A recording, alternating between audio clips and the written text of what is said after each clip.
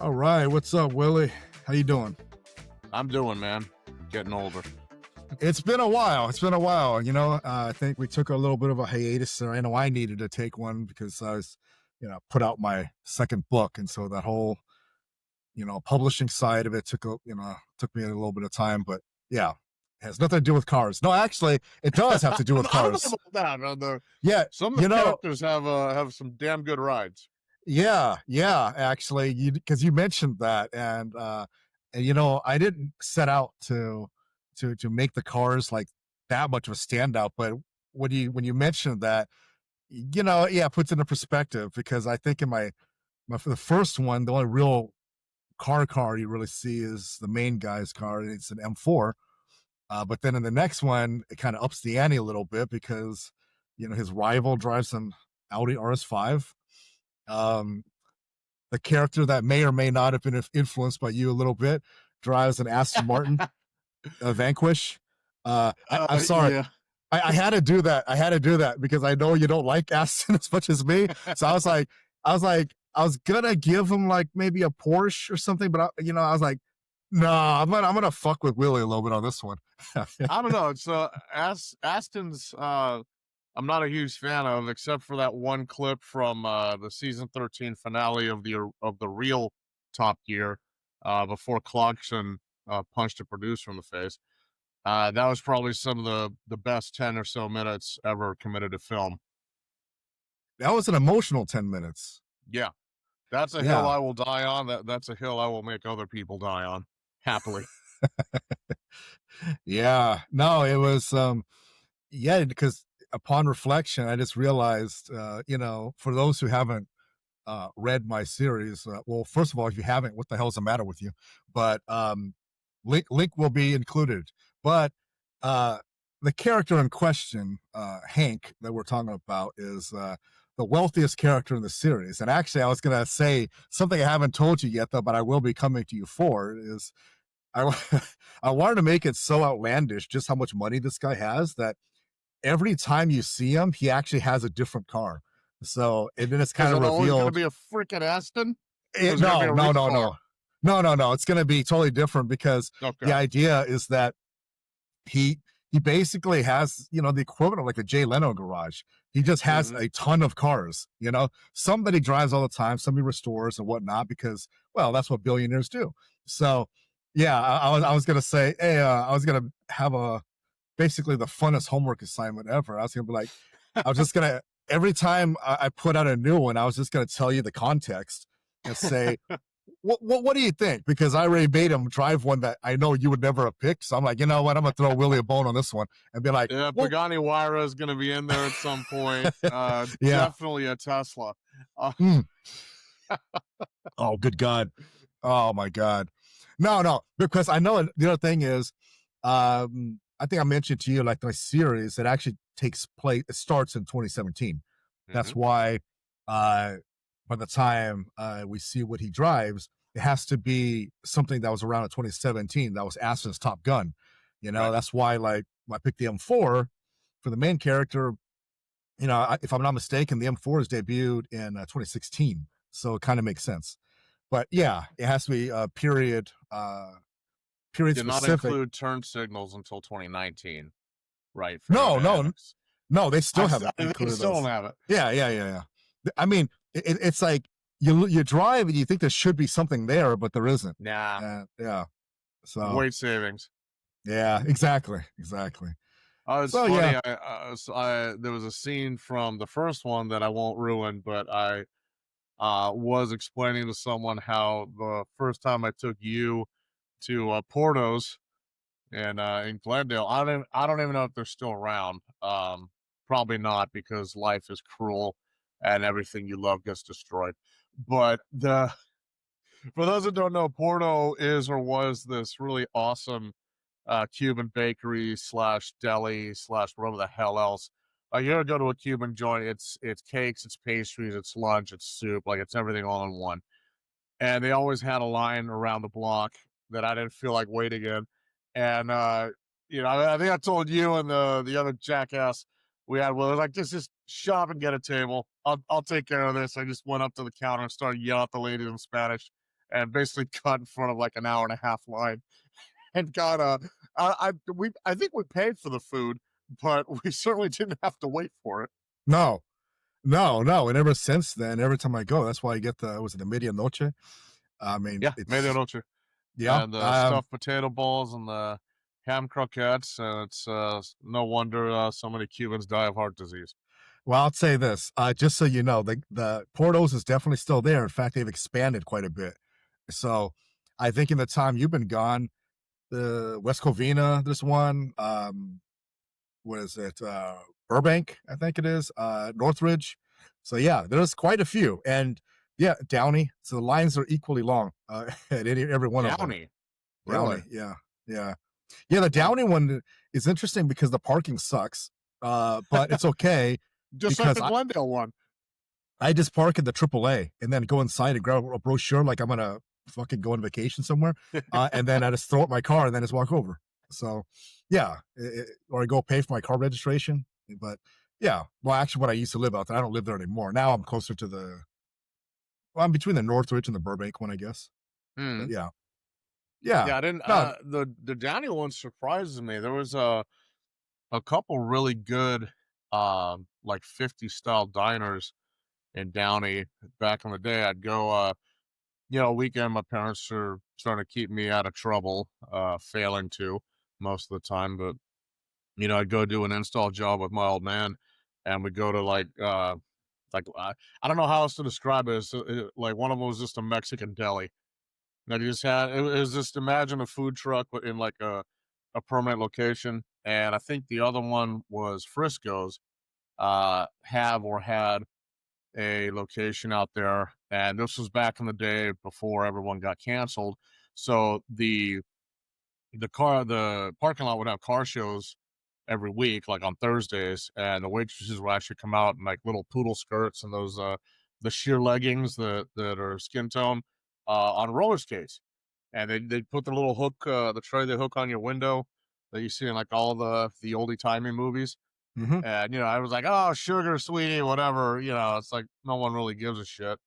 Now I'm sure they'll get picketed and shut down. But well, no, you're right. I mean, Downey does have a lot of nice stuff. I remember I had a pretty good working relationship with the former mayor of Downey, and in the '90s, he's the one that coined the term Latino Beverly Hills back in the day.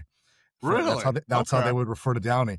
And so, he was big about like, yeah, getting businesses there and all that. And so, cool dude, a big supporter of veterans and everything. But yeah, how because it's noticeable. You look at Downey and then the surrounding cities, it's a little nicer. They have nicer things, and so well, that's yeah, good. Yeah, yeah.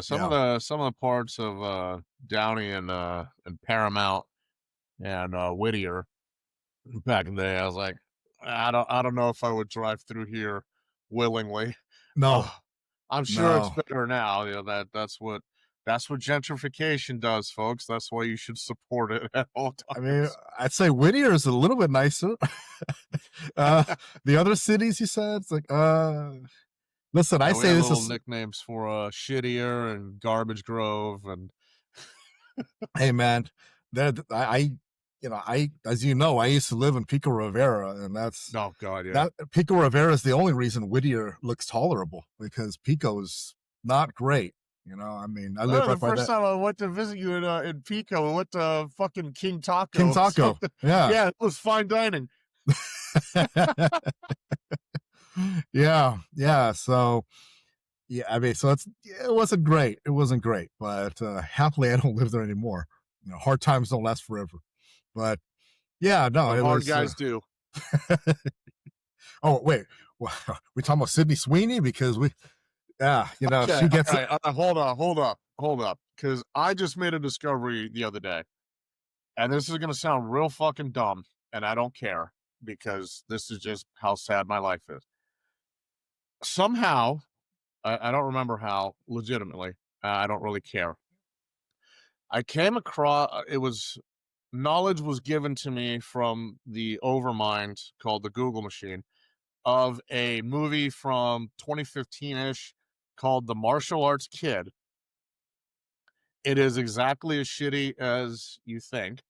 If you remember the old movie with Chuck Norris called Sidekicks with Jonathan Brandis. Jonathan Brandis, yeah, absolutely. And for those who have not been blessed with cinema from the greatest era ever, the '80s through the 2000s, uh, it's a story about this little dweeb that gets picked on a lot. It's got that one gal from Wonder Years, I think.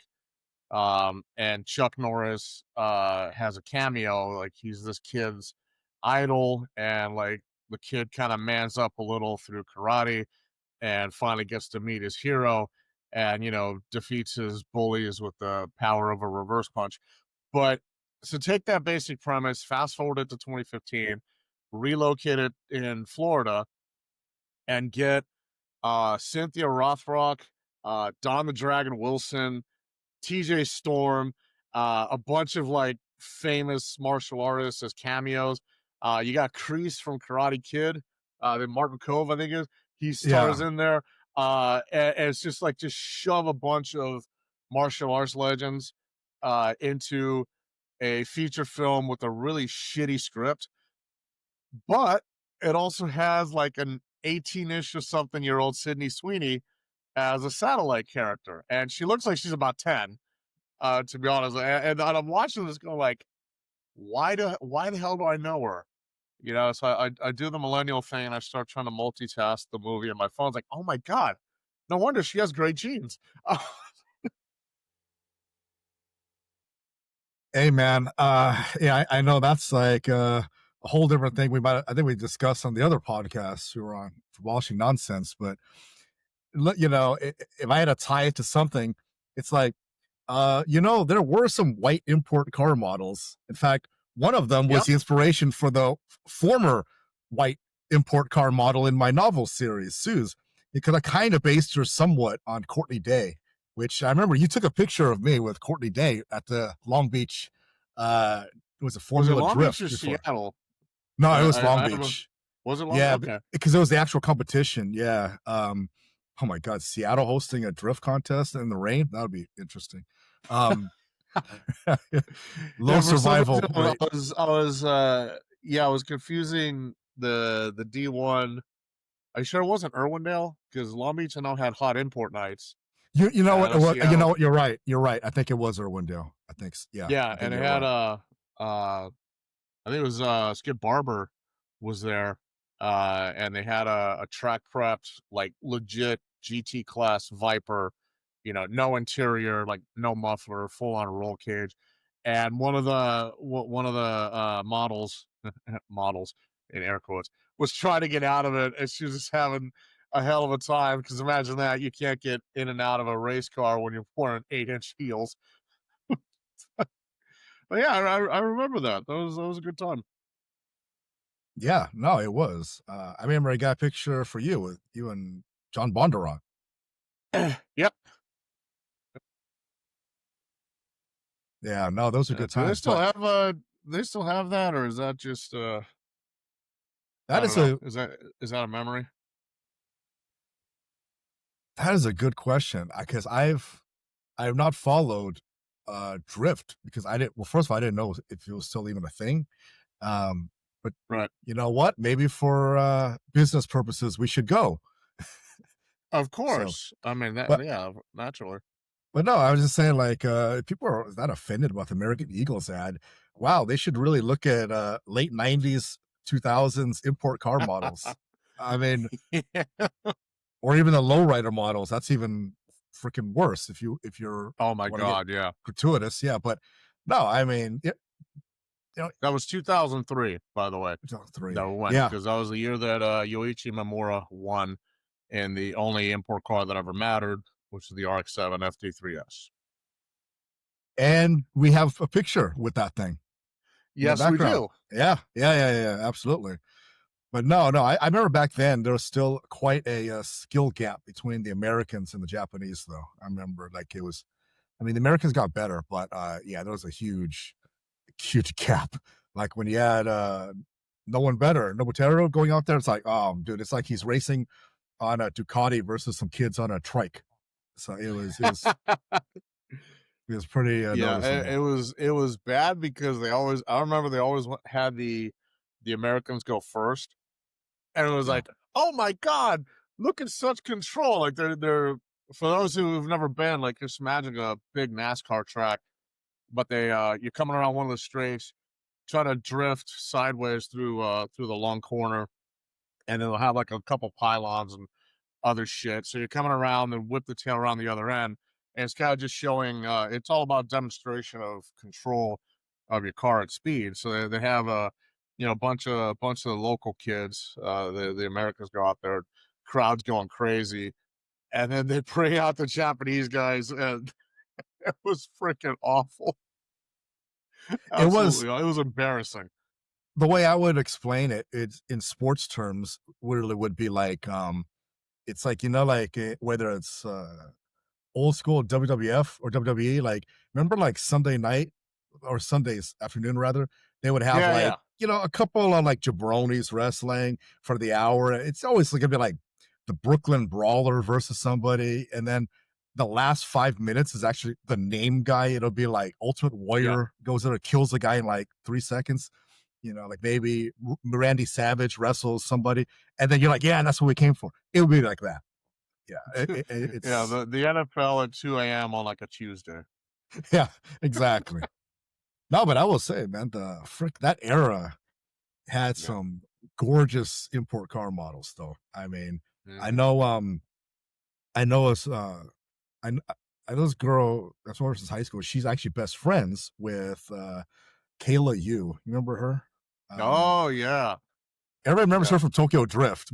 People aren't in Yep. the racing scene. Oh, One of the two girls that the ready set. Well, I know mhm. she does like this vlog where I think she'll talk about like what happened to her peers, basically, like because I mean she's doing well for herself. She's a travel writer and she gets to go to some exotic locations, so she's Damn. living pretty good. But Okay. yeah, some of them like yeah, because there's some you just kind of they kind of fell off the map, right? Because I mean, let's be real. If you're an import car model, the downside is you're too short to be a runway model, right? Yeah. And so, yeah. But no, some of them ended up okay. Like Courtney Day, Hmm. she aged pretty well. She's still involved in automotives and all that. But she did pretty well for herself. And then others, I don't know, they just kind of dropped off the map. So, but oh well. I mean, just like the scene itself, right? Pretty much. I remember back in the day we used to go to Super Auto Box in Yeah. it was Huntington Beach, right? And that Stanton, I that think it was was. it was what? I think it wasn't it Stanton or some tiny Stan city like yeah, that? Yeah. yeah, One yeah, that you normally pass through to go to some other city. to go somewhere important. Yeah. Um, yeah, but it was awesome because I remember, you and I were stoked because this thing was pretty much the setup that we wanted, back in our 20s. Like, oh, if I had money, dot dot dot, all that stupid shit that kids do. Uh, but it was this is gonna sound weird as hell for most of our listeners who are under the age of 45. Uh, you could go to this place. They actually had JDM parts. They actually had like legit, not APC crap, but they had like legit Apex, legit Gretty, legit HKS, the Mhm. real shit. And you could buy it there, and they actually had like a little lounge upstairs that you could hang out in, and it would look down into the service area. So you can not only buy the stuff for your car, you could actually watch these people install it and probably install it a lot better than your buddy that says he can do it for cheaper. So, and this was like right after the first, and as far as I'm concerned, only Fast and Furious movie came out, and like the tuning mags, the Super Street Import Tuner were huge. Yeah. Well, Import Tuner was still getting bigger, but like Super Street was like the 800-pound gorilla, and it was fantastic. So it was like everything, all of our dreams. High school in the '90s, watching only it was only the Asian kids with the hopped up Hondas and Toyotas, like just beating the living shit out of the guys driving crapped out muscle cars. And then you see that at an impressionable age. You go to, I guess we can talk about it now. Nobody gives a shit anymore. You go to Glen Oaks, you go to Mulholland, you go to Yellow Hill, and like all these really kick-ass roads in LA and probably in other lesser cities as well. And you watch this live, and then you're reading about the magazines, you go to the shows, and oh my god, like one of the biggest names in tuning in all of Japan, the Holy Land, Autobox, comes and opens up shop in what was our backyard. I was like, Mhm. "Oh shit, we went to heaven without dying. Like this That is would awesome." be that would be the equivalent of Toys R Us, but for now men, right? Like, Yes. remember when you're a kid, you go to Toys R Us. I mean, shoot, even if you didn't buy anything, or let me rephrase that, even if your parents didn't buy you anything, But mom, you're still like in awe. You're looking around. You're like, one day, you're looking at the BMX bike, the video game section with a little switcher where it switch between games, yep. which was like the most magical thing ever. But then as a grown up, yeah, now because I remember, yeah, on several of the occasions when you and I would go to Autobox, like because yeah, I lived in Seattle at the time, and so when I was visiting you, what I loved was they had most of that shit in stock.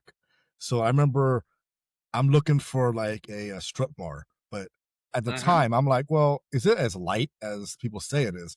Yeah, you can lift it up. You're like, damn, this is really light. Uh-huh. It's something about being able to touch it. And you're just like, okay, I want that. I'm not gonna Absolutely. pay what they were charging for it, but I We mean, I have knew I would 2 want overnight parts from Japan. exactly. But that was the closest That was a we movie were quote, yeah. wokies. I'm not appropriating culture.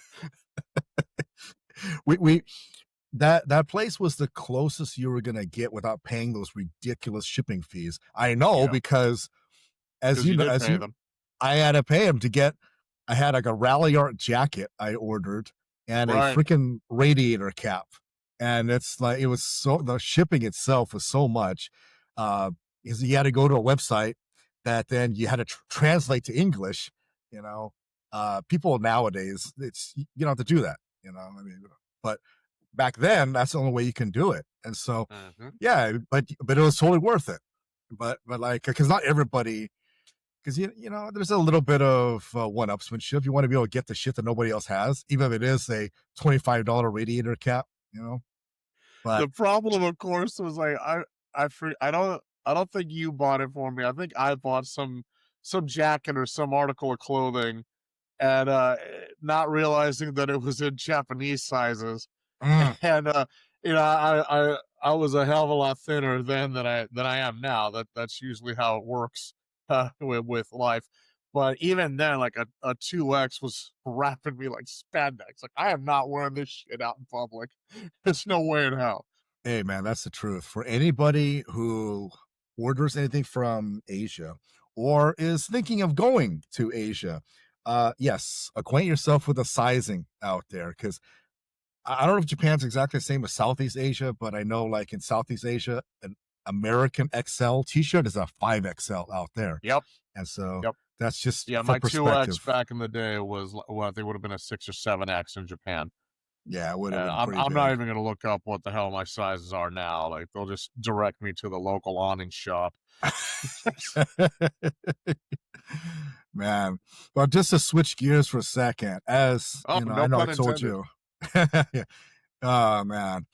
We here in California, we just had the Orange County Auto Show, and I'd never been.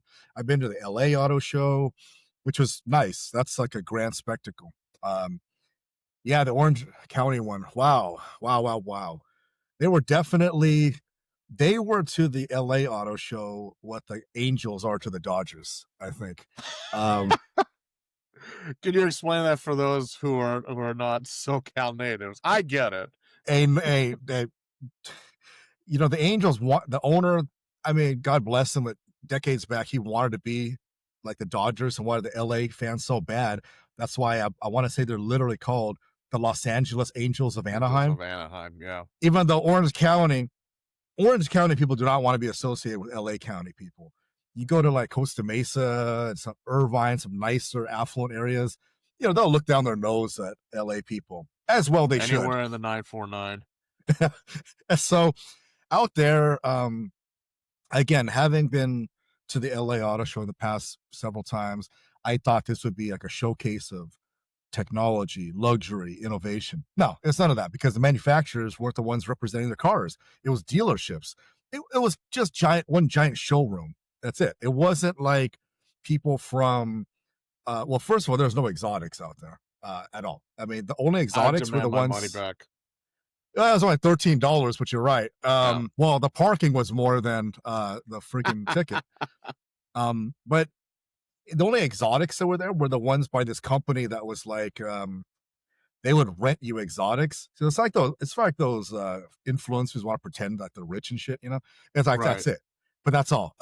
There were no Ferrari, no Porsche, Like Tesla wasn't churro there. or 6T or It was something. something different. It was because it's only exotics. Yeah, Right. so that's the only reason that a Porsche and a Ferrari there. But I mean, the one cool thing, and I think this was a collector thing. I sent you a picture live. Was I think I sent you a Corvette Stingray, but Yep. there was a whole row that was. I want to say it might have been every generation of Corvette was represented. Um, and Even the so eighth one, huh? yeah, and so Nobody's perfect. yeah, so that was actually kind of nice because it showed a lineage, but again, not from Chevy. It was like Mm. a privateer, right? So it wasn't great. I mean, and it was one giant advertisement for EVs because the Oh God. for I anyone mean, it who's is been California. yeah, yeah, you know, so push something that we don't have the infrastructure for. The For anyone who's been to the Anaheim Convention Center, there's a section where that allows for you to drive cars, like test drive cars inside the auditorium area, which is kind of cool. Except that the only cars people could ride along in were the cheapy EVs. So like we're not talking. So again, I said no, Tesla wasn't there. So there, Rivian wasn't there. Lucid wasn't there. None of the ones that have fast cars were there. What the hell did they have? The Leaf, Oh uh, God. they had all the little itty bitty tiny ones, and so That's a good th- way to push adoption. yeah, I can tell you what, there's no line for that. If you wanted to get a ride, oh yeah, you step right up, right? You just fill up the little waiver form, whatever the hell that is. I mean, you don't go fast enough to wreck it. Um, and yeah, I was like, this doesn't make you actually want to buy an EV because you're literally you're showcasing the worst, right? Like Hmm. it would be like if back in the day, every major like pre EV, let's say every manufacturer was at an auto show, but the test drive area was like their entry level car. So you had like the Mitsubishi Mirage, right? It would be like, you know, it would be like the Honda, I guess it'd be like the base model Civic, Toyota Tercel. Tercel. Yeah, you know, like the Ford Fiesta, right? Not even the Uh, Escort. uh. Yeah, it would be something like that. Um, So did you pray for a battery fire just to put those dude, cars out of their misery? I knew within 15 minutes that I just wanted to go home. I Oh was all man. I was like, you know what? The only thing good about going out here is that on the way back, I can stop by that place all about pho and get a really really good bowl of pho, which was awesome. And for anyone who hasn't been, they have a location of Fullerton and Cerritos, and I would highly recommend. And they have bone Cerritos marrow does there. not surprise me. Yeah, so yeah, no, it's nice. So it wasn't a lost cause, but Well, what I'm I hearing is that you can't have fun at these things without me, right? Because we go to the Hele auto show, and except for that one misunderstanding with the Lotus display where neither one of us could get out of the goddamn car because of how low it was, and this was in our 20s. right, Aside from that, you know, it was a damn good show, and yeah. the later ones had the Koenigseggs there as well. Mhm. Yeah. No, the LA Auto Show, they go all out, man. Like, Yeah, they do. because you get the sense that the manufacturers are actually trying to one up the other. Like the year they had like the Porsche display and it was like a long, wasn't it like a little hallway or something? And it looked really nice. You know, Ferrari kind of like the deconstructed engine out. Subaru that one year didn't like they cut a WRX in half or something like that.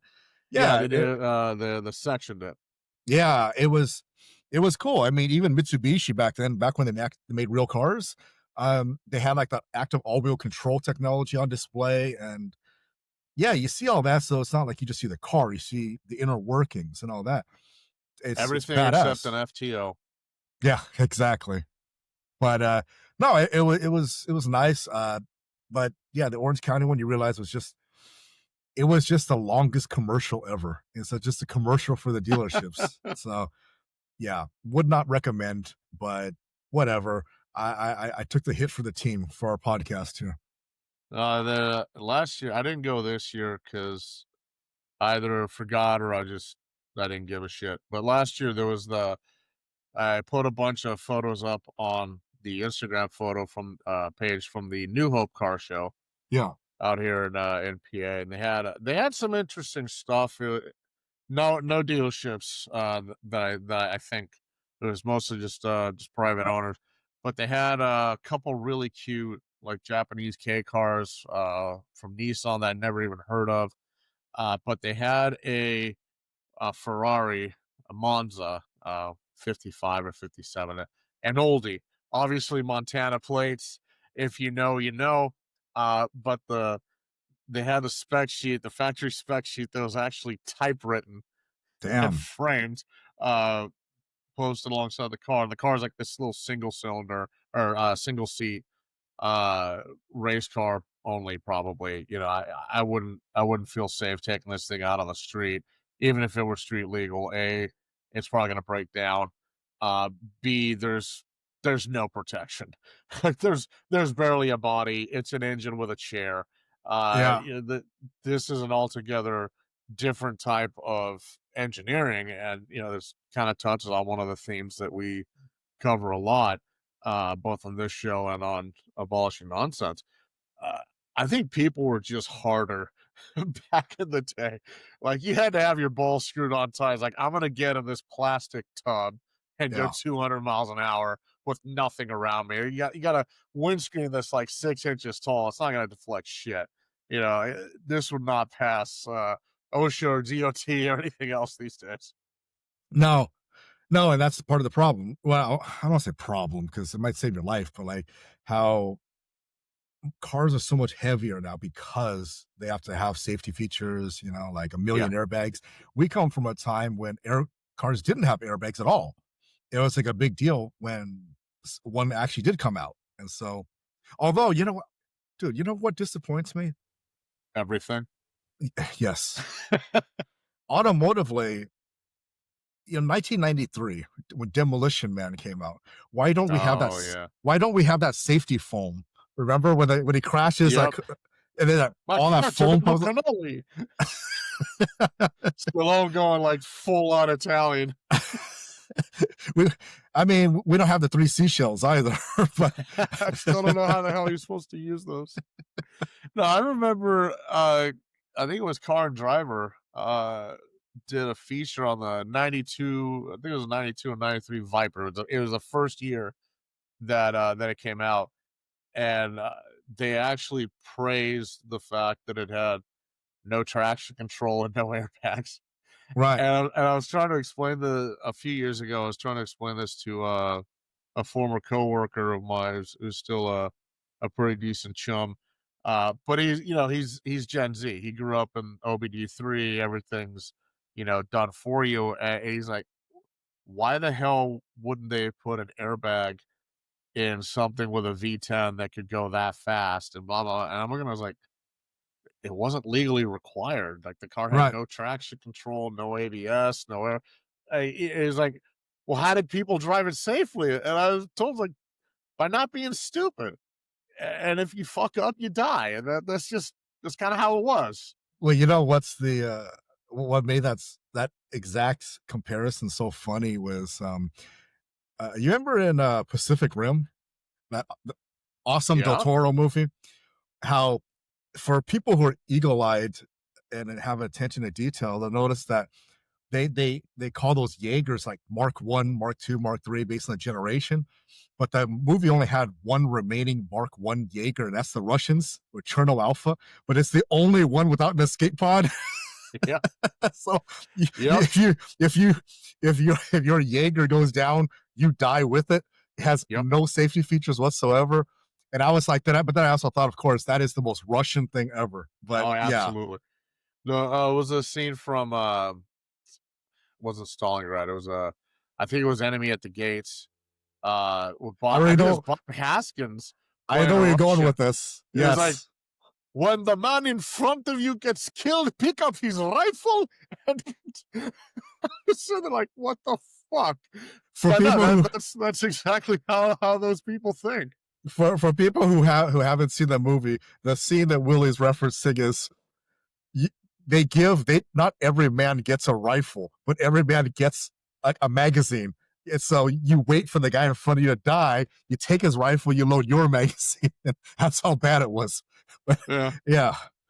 Oh my No, it's god. funny, I keep, when I was, like, every now and then I gotta go to the pool to try to, uh I'll call it rehab, but let's just be honest.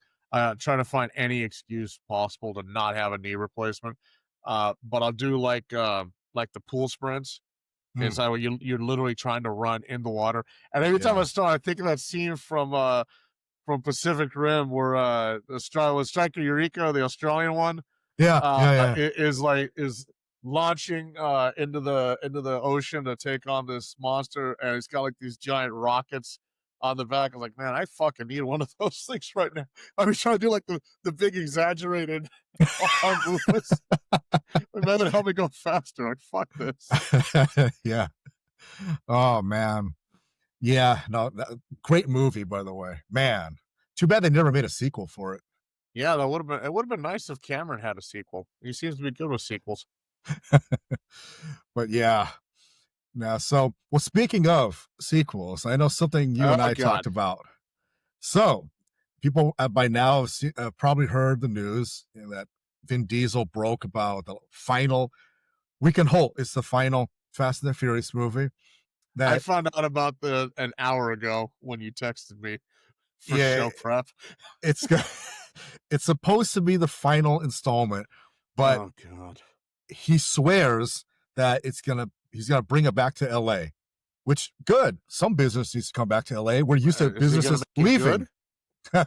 uh, let's that might be a Like, bridge too I'm gonna far. be honest with you. I tried watching part 10.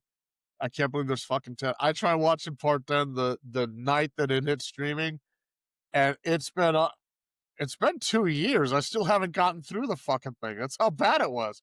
Wait, I you do haven't like 5 seen? minutes at a time. Wait, you didn't watch Vin flip a Mustang with one arm? He flipped it Wait, are for you real. serious? No, Yes. I oh, well, I They, guess I don't have now, to watch it anymore. Spoiler alert. Thanks, now, asshole. now, now, yes. Now that the whole plot revolved around him flipping a car. Don't they drive in space, or is that part 9? Yeah, they indeed go into space. They boldly went where no man has gone before. Um, in a Fiero, I believe it was. Oh, But Jesus. and yes, they navigate going up and down with the steering wheel. But anyway, um, Oh, God. so it's supposed to return to LA, but it's supposed to actually feature street racing again. And so I know you and I were talking, and like, you know, the first movie, in fairness, before corporate sponsorship came in and all that, remember they did a casting call for cars. I want to say Craig Yep. Lieberman was the consultant. And for people who don't know, he was the founder of Naira. And so and he still has a YouTube channel, by the way, that's Mm. really fucking awesome. He really goes over a lot of like just, old school stuff that guys like us just brings us back to a different time. And he's a hell of a car collector. But he kind of talked about how they auditioned certain cars, and him being the sly guy that he is, he got some of his cars in there. But yeah, I mean, they did it, I think, in a way that felt real because the cars in the first movie were, I mean, dude, they were what guys like we would meet them. They were driving. In some Yeah. cases, like they were literally the cars we were driving. And Without the paint job and the the spear decal of the shit. knight. Yeah. Yeah, doing the Oh doing the whole God. the Hulk Hogan pose. Yep. Yeah. Uh, but so the cast, like even the first race. Remember, like it was the Eclipse, Integra. What else was in there? Because it was like, well, actually, it was two Integras, wasn't it? Oh no, no, no, oh, no. RJ De had like a white Civic, right? And Ja Rule had the red Integra, and then Toretto had the RX-7, which clearly he was going to win that race. But yeah, you muted. I got the still shot here from one of the wikis, but yeah, it's two Integras, Oh, two the Integras. Eclipse. Okay. Yeah. Yeah, and so it got me thinking, dude. Like, if we were to be the car casting directors in this next Oh, one, given the fact that I mean, come on, man, 25 freaking years have passed since the movie. There are more cars now. What are some cars that we would cast? So like, you have any right off the bat? Do you have any nominees? And of course, why? okay. Well, right off the bat, um, I would, and I don't know if it would be a hero car or a villain car. Right off the bat, Yes, I would one of those. Maybe actually, maybe it'd be a better villain car. I'd bring back an RX-7. Uh, Maybe not the third gen. If it's a villain car, I think the villain car should be, a little something, something extra.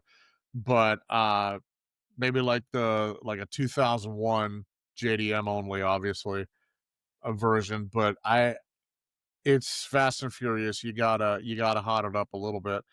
I would probably go with one of the old school feed body kits, something subtle, nothing terribly exotic.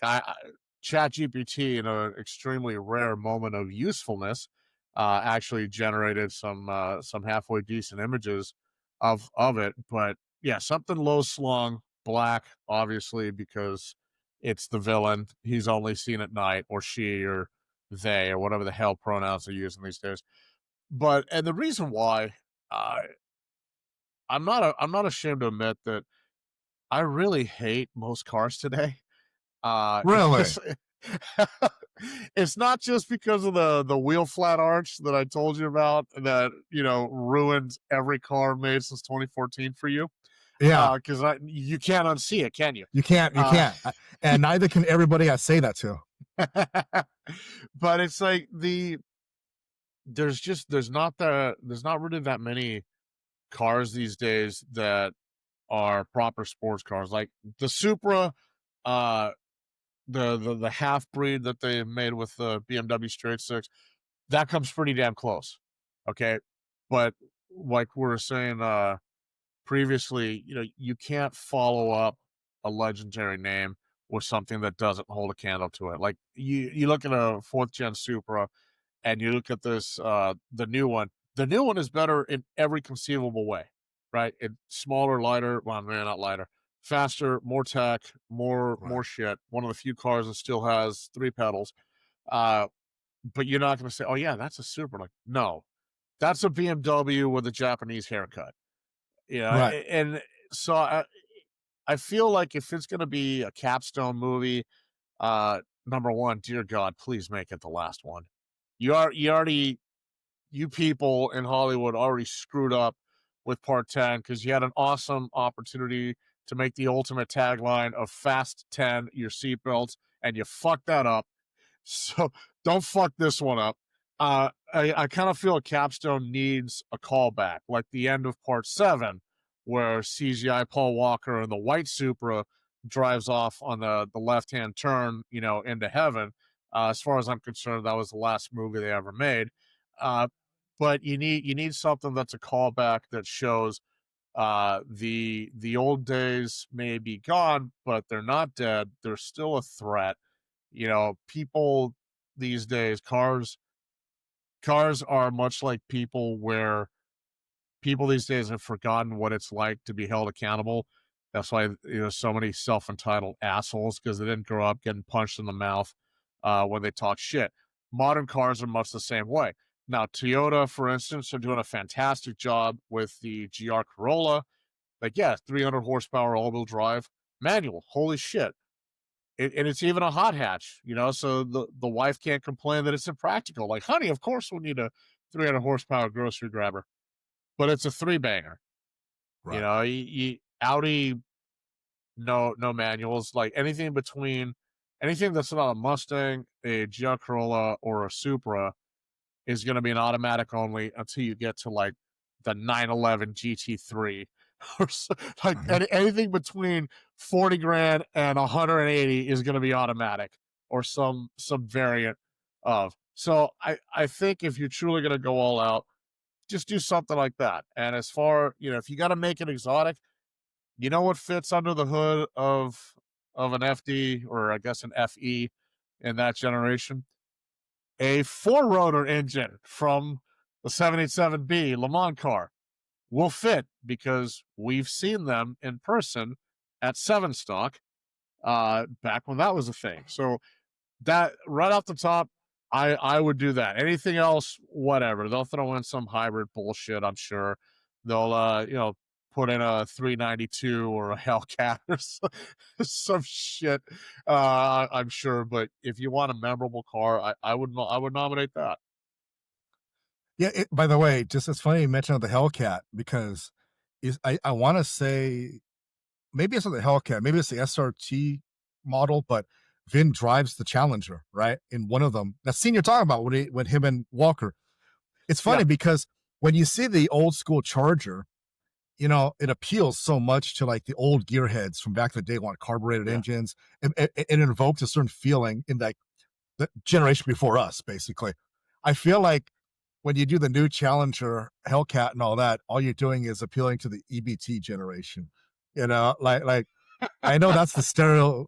Oddly enough, that's the stereotypical car for someone that lives in the projects. Like they got it from CarMax or something. It's on the sixth. They're the Right. sixth owner.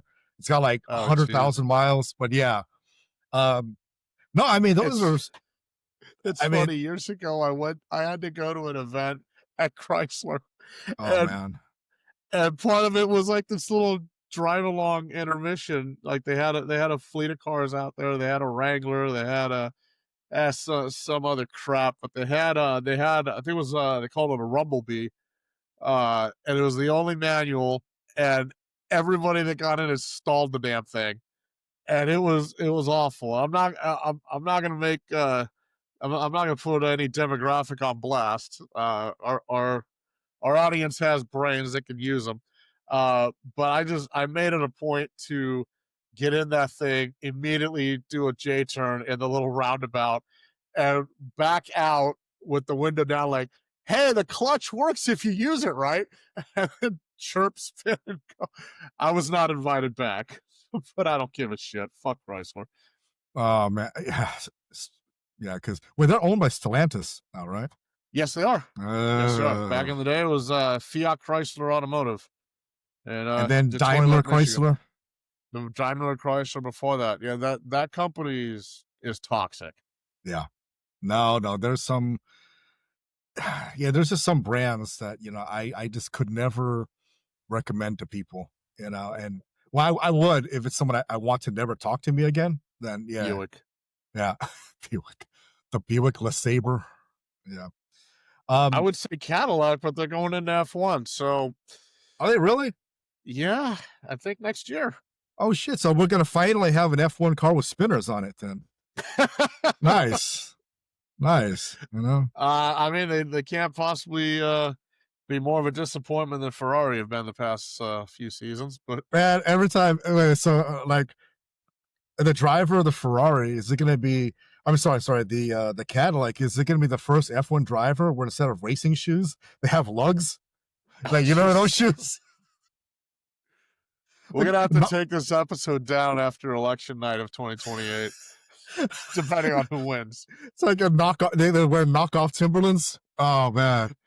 Oh And Lord. it's funny to me. Like I know we're going down a rabbit hole, whatever. I don't give a shit. It's funny to me when I try to explain to people, uh, like I used to hate Ferrari back in the V10 era, uh, and I used to really love Mercedes. But years ago when Lewis Hamilton was driving for Mercedes. I really hated Mercedes and I really like Ferrari. And people were like, well, why are you switching? Like, no, you don't understand. I didn't root for Mercedes back in the day because I like Mercedes. I rooted for Mercedes because I liked Kimi Raikkonen, Mm. the man who says, fuck it, fuck this, I'm gonna go drive rally for fun, beats everyone's ass in that. You know, the man who shows up late to a press interview and say, everyone says, where the hell were you? He's like, I had to take a shit. You can wait. It's just like, I didn't like Schumacher because he always came off as, kind of a prick, much like Lewis Hamilton. When he was at Mercedes, kind of came off as a prick. But it's frustrating to me that uh, you don't seem to have a team that can keep their shit together for a prolonged period of time. Like I think Schumacher's, I think he won seven championships, and Lewis Hamilton, I think the same amount. I'm sure somebody will fact check me and like flame us in the comments. Whatever. Uh, like that's the rarity. Like Uh, I don't you don't see uh these dynastic efforts at all. So it's I don't know something in there. I wish Cadillac the best, all the luck in the world. They're gonna fucking need it. They're gonna be the Force India of the 2026 season. yeah, I would never have guessed it'd be Cadillac that enters the fray, but hey, points for trying, right? So yeah. So I I, I have a nominee for the. I'll share two. I mean I picked five, but I'll share two right now because Okay. they're so like one is gonna be like because I thought about like what would be the equivalent. So like remember the first movie when they did the heist? It was like the lowered Honda Civics, right? Yes. Small, sleek, Hell and yeah. well, I don't want to go with Honda Civics this time around, because you know, because for what they were trying to do, it's not like you needed a car that like had cargo space. They were knocking these trucks over and stealing the truck, right? Right. And so I would think, okay, what is a car that has is a proven a record of like being track ready, and people will they literally have a damn race where it's just this model. It's the Miata. Just make a group of Ah. Miatas that could do a coordinated kind of a heist because they handle better than anything on the road, right? True. Short of a go kart. Ariel Like Adam. Yeah. yeah, A go you kart, as don't you said. you don't need trunk space. You don't. It's not like going to play golf. You need golf clubs back there. You're just outmaneuvering people, right? You Yes. don't need it to be blisteringly fast like an exotic. No, you have to be faster than an 18 wheeler, which I think a Miata is faster than an 18 wheeler, Yeah. right? Barely, but yeah. So give it the obligatory underglow, bring you back to Oh 2000. Jesus. You But can have the heist drivers with like frosted tips in their hair. oh man, Just lean into the hey, stereotype a little. yeah, we can bring back what was that band? Is it Lit? We bring them Oh back my too. god, yeah. But yeah, so that would be one of them. That'll be like the generic heist car. And I say that with all due respect, but like, yeah. So, and then another one. This is just this is merely me just being a dick because in light of all the complaints we've had about this particular car company and the direction they went, Oh I god. thought I dislike this company now because I liked what it used to be, and so I don't want them to make money. Therefore, I would love for Declan Shaw, for Statham's character, if he's in it, Mm, drive a Jaguar F Type, but this generation that they're going to stop making. That way, right. even if people are like, dude, I got to buy that, the only way to buy it is pre owned, which means they're not going to make money Mm, off of it. See? mm. And so people are going to be like, wow, that car is so badass. Let me go to the dealership, see what they have. And then when they go, they see those two pieces of shit that Jaguar actually is going to be putting out. And so Did they go it's back like to making cars? I thought they're just selling it, blenders and spatulas or some shit. I mean, it depends on the definition of car. I mean, it's got four Uh, wheels, yeah, okay. and I think there's a couple of seats in there, but yeah, I mean, no testosterone. But Well, they're Yeah, EVs, so what do you expect? yeah. So I would go with yes, gifts because I want to say Statham had a Jag in his first appearance. I want to say it was I either a Jag think so. or That was it sounds a like a Statham-y thing. yeah, or it was either that or an Aston, but it definitely would make sense that it was British. Yeah, well, yeah, no shit. All right. What about so obviously first of all, that's a great idea for the generic heist car. Um Definitely gonna need a very blatant hero car that's like a nod to old school muscle. It'll probably be driven by Vin Diesel. And now that you ruined my fantasies about how tall he actually is, uh, fuck you for that, by the way. I thought that dude looks like he's 9 foot tall on screen, man. You're like, oh, look at full body photos of him, and he's got like the 6 inch stripper boots. Yeah, you can't Okay, unsee it. so yeah, you can't unsee it. And I've seen him in person. And so yeah. I have not. Does he wear Ooh. the stripper boots in person as well? Yes, and let me tell you something, because I saw Uh, him at the Guardians of the Galaxy premiere. You know, because okay. Was he Groot? well, I wonder if he fired his publicist because when they brought them on stage at the end, of all the actors to have him stand right next to, they had to put him next to Dave Bautista, and I was like, dude, that is like a giraffe, like Oh my god. next to like a little antelope. I mean, it was just because you put him next to the one because this was Batista in his like his prime. He was so Yeah. fucking big, you know. He was so wide. You could have you probably could have shown like broadcasted that movie off of his back. You know, he was so big. And poor Vin looked like was it Aladdin with his little monkey friend on his shoulder? Oh, dude, it was Oh bad. my god. It was bad. It was a big size discrepancy there. I had no idea. It was like it's Jesus. like when you're playing Punch Out and you're little Mick and you got to fight Mike Tyson. He's like that big, and you're like this Oh big. my god. Yeah, yeah, it was like that, man. Well, see, now I don't feel so bad because I know for a fact Vin Diesel can fit in this car. So you gonna need something that nods to old school muscle without I would argue without necessarily being old school muscle. And I would say I would love to see the Mustang Dark Horse in the movie. Um for those who don't know, well, why you listen to our fucking show. The 500 horsepower track focused Mm, version of the Mustang with the Coyote engine. I know a lot of people talk shit about it, but I mean, look, it's either you can put in a Coyote, you can put in like the giant ass, I think it's called a Predator, like the 700 horsepower one that will completely throw off the balance, and you're gonna stick a blower on it, you're not gonna be able to see shit. But the Dark Horse, I like. Ford is for as much shit as I talk about Ford constantly and correctly. Number one, I actually did own a Mustang, 2015. Number two, one of the best documentaries ever, called A Faster Horse, deals with the engineering behind that. It's a great little look at how the sausage is made.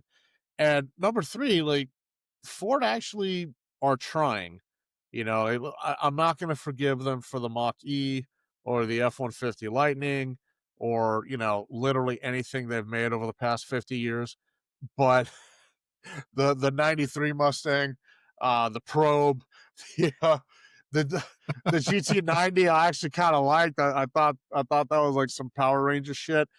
But no, like they are actually trying to do something useful. They are taking special edition Mustangs to the Nürburgring yeah, and knocking lap times down. Like they're actually putting in some effort.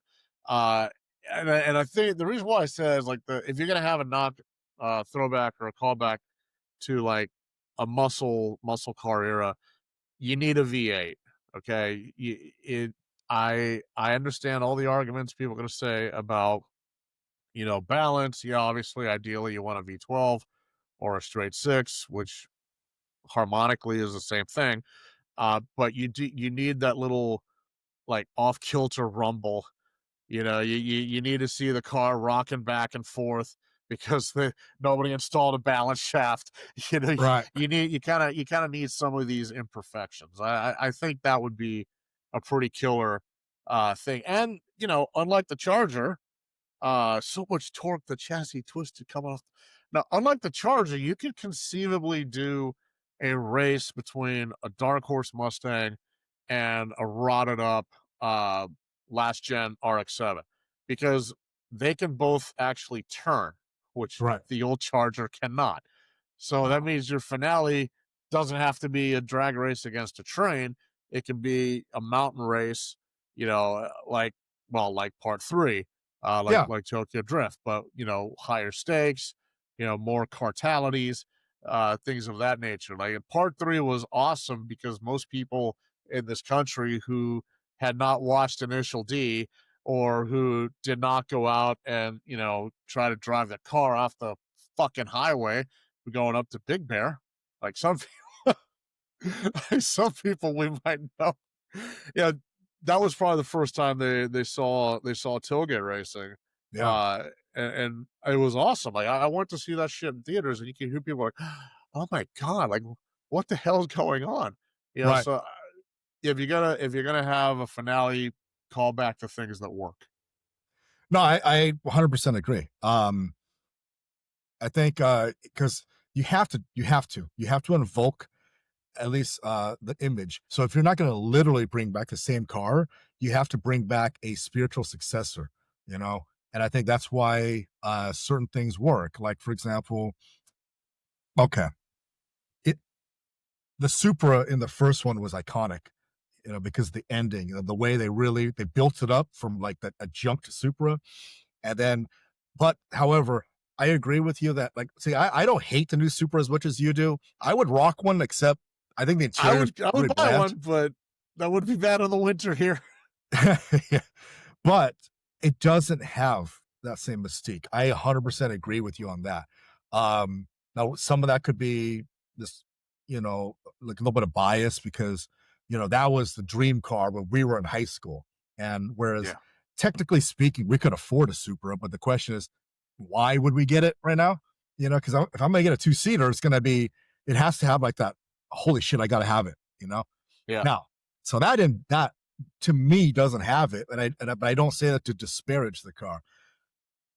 Now, the car I would go with is it would be from the Toyota family, but okay. so, let me preface this by saying the one good thing that came out of the LA Auto Show was I actually did get a sit in a Lexus LC 500.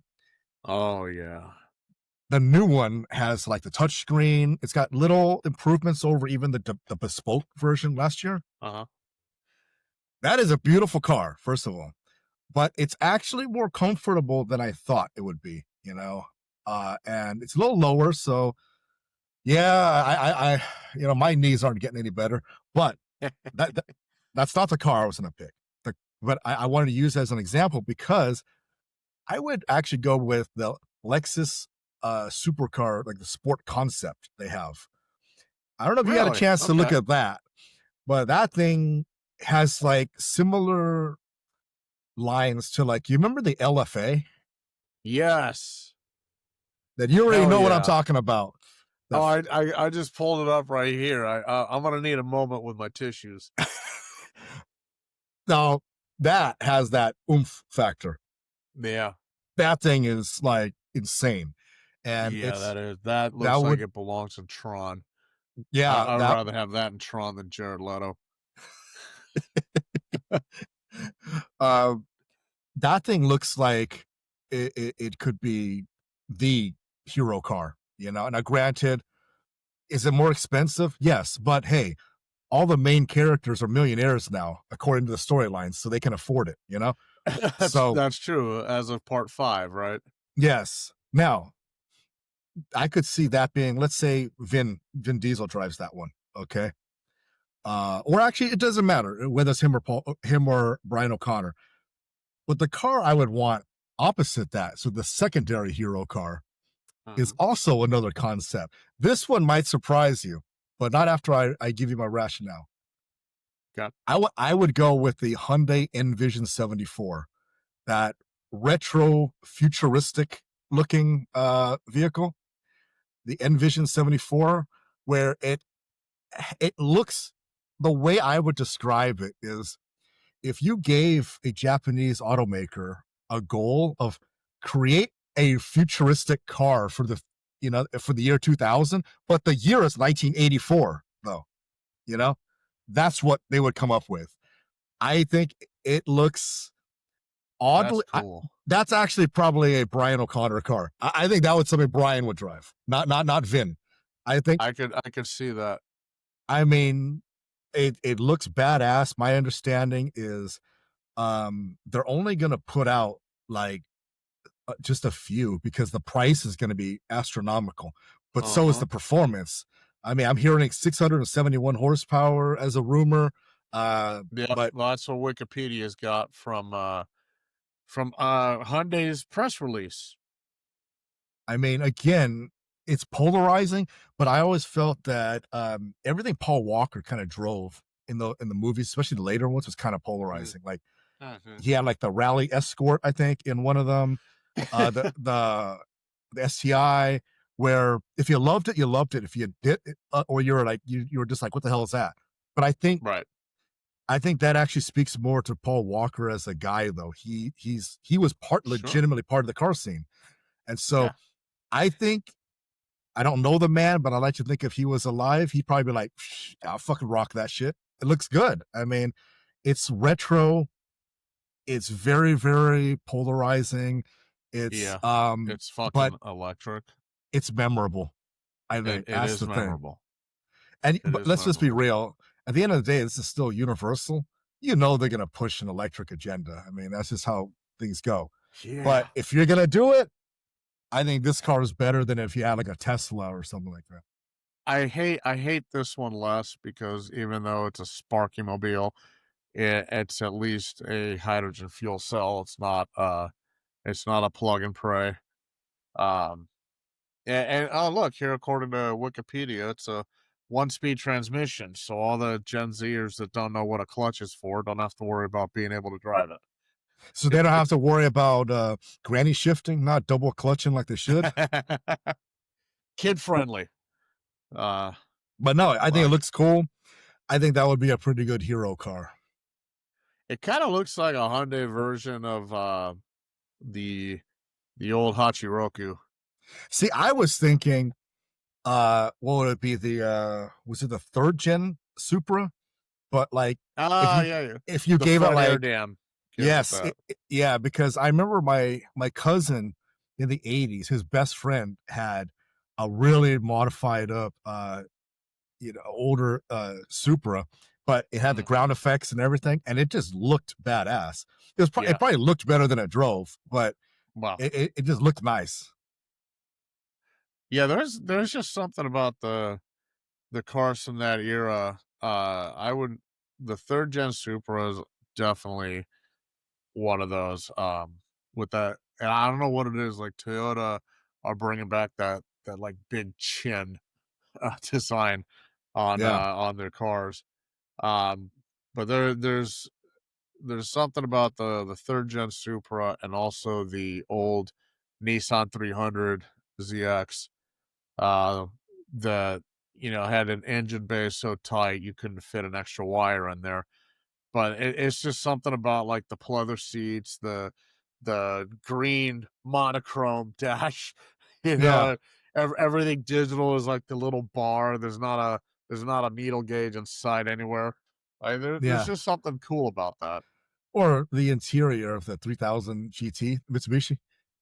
Oh yeah, Another one that's kind of like that retro futuristic, right? yep. Like I always think about like, and this is for kids out there. If you look in the '80s and you looked up like futuristic font, it's like that LCD style, right? But Uh-huh.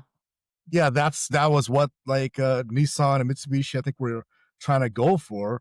But I think it aged well in the sense that you look Yeah. at it now, it photographs well. Because I remember that, like you and I were talking about that Nissan, where it shows like there's a video with the interior, or one of those channels, those like smooth synthwave retro channels Yeah. for music we Yeah. listen to. Yeah, It's like the ASMR clip where it's just, shows the yeah, dash lighting up and like the driver pushes in the cigarette lighter. and you hear that pop that like traumatized you as a kid after you burned yourself on it. Yeah. Kids, look it up. He speaks the truth. Oh Yep. man. Yeah. No. So yeah, those would be my cars. I mean, the Miata, the Lexus supercar concept, the Hyundai prototype, and was what do you call it? Like the Jag F Type. The Jag, you know, I can see, uh, I could definitely see that Jag in. I don't know if they're gonna do. They have to do a Hobbs and Shaw sequel or yet another spin-off of a spin-off because like it's just too much of a money grab to leave well enough alone. But What? if they don't put in X2 or 11 or what the hell they call it, like I can definitely see that Jag being put in the Hobbs and Shaw verse. Yeah. Or maybe because after because later this week I plan on going to watch the movie The Smashing Machine. The Rock as Mark Kerr. That okay, I didn't know that was already ready to come out. I think it's out today or tomorrow, but yeah, I was just thinking maybe they don't do a Hobbs and Shaw, but instead they do a spiritual successor or a sequel to Smashing Machine if it does well. But Rock will return as Mark Kerr. But now it's like Hollywood sensationalized. It's not even a biopic anymore. But they'll get Statham to play George St. Pierre or something, Oh my god. and he'll be driving the Jag, even though St. Pierre is like French Canadian. By the way, that whole idea of Hollywood doing ridiculous cash grab sequels that has Yeah. nothing to do with the source material. That actually does make it into one of my books, by the way, where like there's a Really? particular character, yeah, where she actually has like a really, really good, compelling backstory. And one of these studios, I don't say which one, but it's heavily implied it's the house that the mouse built. Um, they Well, they that's literally all of Hollywood, so yeah, it could they be any they of the studios. they buy they option the rights, and the first one is a culturally very, very inappropriate biopic because they race swap her. But then Oh my god. the sequels just get worse and worse because at that point I'm just lampooning all of these franchises. So it lampoons like the Fast and Furious, the Avengers, all these horrible franchises, but it has nothing to do with this poor female character that's just like the most amazing human being, and they managed to make her now like she saves like sex like sexually trafficked women. She What like the goes fuck? into a country that the UN won't even touch because of like bureaucratic red tape. It's so ridiculous, but it's on brand for what these studios do, though. It's so bad, Like you mentioned earlier, because I remember Uh-huh. years ago, I joked with you about like, I said something to the effect of, well, it's the Fast and Furious is going to be all good unless they start going into space and shit, And then what happens, Ta-da! See, at least I thought if they're gonna do it, just go crazy with it. My idea was that I pictured Vin in a shuttle, but for some reason they have to like, it's like a time attack. They have to get somewhere at a certain time, and they've already blown the rockets, and then he just somehow installs like a bunch of NOS tanks and hits the NOS switch. I realized that is not how this all works. And one tank of NOS wouldn't even make any difference. But for cinematic purposes, absolutely it will. I think they should have done that. Uh, I don't. I may have blocked out the space scene that you're talking about just as a defensive mechanism. Like I have a vague recollection of it, but it's what the hell do they call it in mental health land where like you have to get hypnotized to remember all the shit you went through as a kid because like you've walled it off and you've compartmentalized it Yeah. so you don't turn into a serial killer. And I think people actually did that. It turned out all the hypnotists were just a bunch of charlatans, and all the patients got groupie socked anyway. Like, I kind of feel like if I uncover the exact details of the scene you're talking about, I'm gonna end up in the groupie sock hotel with no shoelaces. Dude, how awesome would it have been if they blow all the NOS tanks and they're trying to, they're going into re-entry and then the computer screen actually says danger to manifold. Oh my god, that would have been so awesome. But they didn't do that. It's like my whole thing is just lean into it at that point. We know it's stupid, right? Like with It's this, it's been like stupid for years. they gotta come on, they got a submarine. Come on, man. So yeah, No, you know what? I got it. I got the hero car. And the reason why, because you say they should lean into it because they should accept that we all know it's stupid. Uh, yes, that first of all, absolutely. They should lean into it, number one. And number two, yes, we absolutely think it's stupid. Uh, but the hero car should be a 1988 Mercury Grand Marquis station wagon. And yes, it's number one is because that fucking battleship of a vehicle is what I drove for a while. with the car Uh phone. with the car phone, yeah, absolutely. For the kids, our cell phones used to be wired and bolted into the car. Uh, but it's because Vin Diesel can use that to fight the baddies uh with his family. It's a family car. That's the whole theme for the last 27 fucking movies. His Oh family. man, That's you got a point there. You got a point. Oh I mean, can man, you imagine how that engine was fucking massive? You remember that thing? yeah, I remember. Like two of you could lay head to foot on that hood and still not hit the windscreens. How goddamn big it was. Oh man, and just yeah, just the very idea of him driving it, and then you hear like something ringing, and he picks up the car phone, Yep. and they're so and actually, they're so outlandish with the fight scenes now that I could actually see him not only like throwing the phone like at a guy on a motorcycle, and then it comes right back to him, like like Because it's still got the cable. like he's Scorpion from Mortal Kombat or something, and he wraps it around some guy's neck, and, oh my god, I could actually picture that. Yeah. And God, yeah, that fucking thing. What was it? Okay, so here's the scary part. I'm looking up on Wikipedia because I don't think anymore. The From 86 to 91, that thing had a 5.8 liter monster of a V8, and it put Yeah. out it's for the kids who are following along at home. It put out a staggering ball ripping 180 horsepower. Hey man, in fairness, that at the time, was the norm. What you'd get out of a big American engine, though. I No, mean, that like, the sad part is you're absolutely true. And yeah, you'd figure that's maybe it's just low output because they're making the cylinder walls super thick for reliability or, that no, mm, this thing was an absolute shit pile. I don't care if that offends anyone.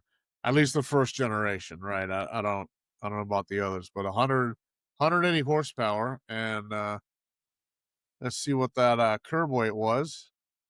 Oh, wow, in '92 was a very svelte 3,700 pounds. it's just technically still lighter than the 3000 GT, wasn't it? The sad part is I think you're right. You know, one vehicle I think that you and I both like that I actually would like to see in that movie, but not as like a hero car, but maybe like I could picture like a group of henchmen driving it. Is the Enios Grenadier, Oh, shit, yeah. right? You know what? Absolutely. I could picture, especially if it's a scene that takes place in the hills, like a mountain pass. You know, Yep. I could actually picture the Enios Grenadier. So this thing base is starts at 71, which Yeah, is what the Supra final edition nice and loaded tops out at. But yeah, I would take a Grenadier in a heartbeat, especially because you said this has the good BMW engine, yeah, the right? B The 58, B58, same as B58. Supra, same as my car. Yeah, Okay, yeah. So that's fucking awesome, and I got served this. I keep getting served these ads for the Grenadiers. I don't know why, but it's the same algorithm that keeps sending me ads for like armored Mercedes SUVs. Number one, I don't have the money for that shit. Number two, I'm not paying for that. Just fucking shoot me. At that point, I don't care anymore. Uh, but yeah, the Grenadier is awesome. And you're absolutely right. Like I'm looking at the spec sheet now. Hmm. You got all the regular crap. You got Recaro seats, right? You can still pretend that you're a street racer, but the off-road capability of this just looks absolutely fucking insane. Yeah, I mean, could you not picture a scene with like a convoy of those, like a bunch of black ones? It's Yeah. like, yeah, I can kind of picture that, and they can handle the workload. And if you get the quartermaster variant with they got the station wagon, what they call the station wagon, which is just think of a Merc G wagon. But then they got the quartermaster, so imagine like a Jeep Maverick, except reliable. So you could even have a couple henchmen in one of the quartermasters with the open truck bed and Mhm. mount like a 50 cal back there, right? Yeah, Just like for extra cool, right? So not just shooting out the window like a bunch of jabronis. yeah, That's brilliant. I like that shit. yeah. Enios, I think, would be perfect because people are always going to think about like hero cars, villain cars, but you actually just need cars for your henchmen to be in, or just True. yeah, your because again, you got to go to the mountains. You need something capable. Although let me ask you what you recommend because I think you probably get more range than me when it comes to this. But like, if The Rock is in it, what would Hobbs be driving? Because he always drives a big ass Oh vehicle. shit. But Wow. nowadays, what would he be driving? Ah, that's a damn good question. Yeah, so 5 and 6, I think he drives like a Gurkha. I think it's called like some fucking road tank. Yeah. Um, and okay, let me pull up here because I don't think anymore. We have Google. Oh yeah, I was right. Gurkha LAPV in Fast Five, and then the Navistar. See, that's freaking cool. Um, if you're gonna go, but see, here's the thing: you're gonna go, super super big, super awesome, whatever, for Fast X2 or Fast 11. I would give them an MRAP, to be honest. Um, so that's Marine Corps speak for mine resistant ambush protected vehicle, which Looking at it is right now. which is exactly what it sounds like. So it's think of the Gurkha, but shoot it up with Tren, and make it do like heavy bench and deadlift for a few months. Yeah. And that's kind of what you end up with. Like this thing is absolutely insane. And yes, it is actually uh designed to withstand explosives. It is mine resistant for real. So that kind of fits Hobbs's personality, a very svelte 32,000 pound curb So weight. so basically, well, with that curb weight, it means Toretto would have to use both hands to flip that thing over. Yeah, Got to kind yeah, of bend over. absolutely. Got to bend the knees a little bit to get leverage instead of just like flipping the Mustang with one He's, arm. he's Yeah. got he's got to put his little what the hell's that lifting mouth guard I got, the MPS or whatever. Yeah, yeah, yeah, yeah. Yeah, he He may even need to put on the little deadlift straps to wrap around the bumper and actually help him get some traction on yeah. It's gonna be a little bit heavier than the car he deadlifted in Fast and the Furious Abu Dhabi. it. Oh my See, god, yeah. I don't know. I think I told you a long time ago, dude. I don't remember the names or like the numbers for the Fast and Furious movies. I just say like Fast and the Furious Abu Dhabi, Fast and the Furious London, Brazil. That's all I remember is where they took place. That's it. Yeah. No, I absolutely. The next one's going I to be just Fast and the Furious Lost City of Atlantis. Please don't joke about that, or they're gonna make a part 12. I mean, Um, they were in space, so the next one's gonna be on Mars. and they're gonna hitch a ride on Elon's starship. Well, or Uh, he might be the villain. ah, there's an easy joke to be had there. Uh, you know what would be interesting for the Rock's character though? Like, yeah, the big ass pseudo tanks. It'd be actually pretty cool to have him drive a real tank. And believe it or not, I know you know, but for those who don't know, there is actually such a thing as a road legal luxury tank. It's called a ripsaw. Don't tell And Arnold that he has an and actual I tank. well, yeah, no shit, but that's because he's Arnold. Well, in Um, fairness, actually, in the Austrian military, because yeah, they have to do mandatory service. uh-huh. He was a tank operator. No shit. Yeah, yeah. Oh, okay. I Hmm. see. I didn't know that. There you go. Learn something new every day.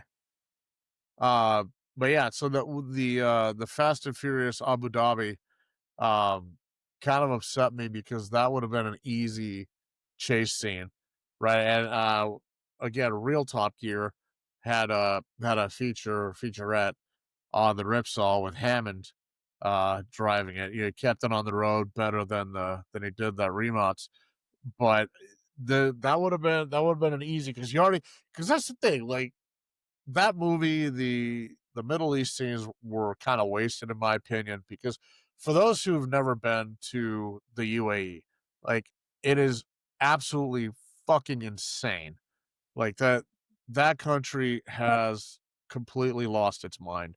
You have at least when I went, you have or had ATMs that dispense literal gold. And I don't mean like those stupid little chocolate coins you get on your birthday. No, I mean like actual pieces of gold, not the 400-ounce bullion bars, but like the little 10 gram, 100 gram slivers. They're hallmarked. They got their certificates. Like it is literally gold, like you would buy at Costco. Which, by the way, you can buy gold at Costco, believe it or not, along with coffins. You know, you drive through Dubai, uh it's supercar heaven. Like yeah, there's poor people and there's normal people, right? But your odds of seeing something that shouldn't exist anywhere else in the world are Yeah, astronomical. You know, they did have the Lycan Hypersport in that movie, which was fantastic. I think it was the first indigenous 100% native produced supercar from that region. You know, ultra rare, you know, ultra stupid. They had like fucking diamonds and rubies and shit in the lighting assemblies. You know, like everything was just absolutely turned up to 11.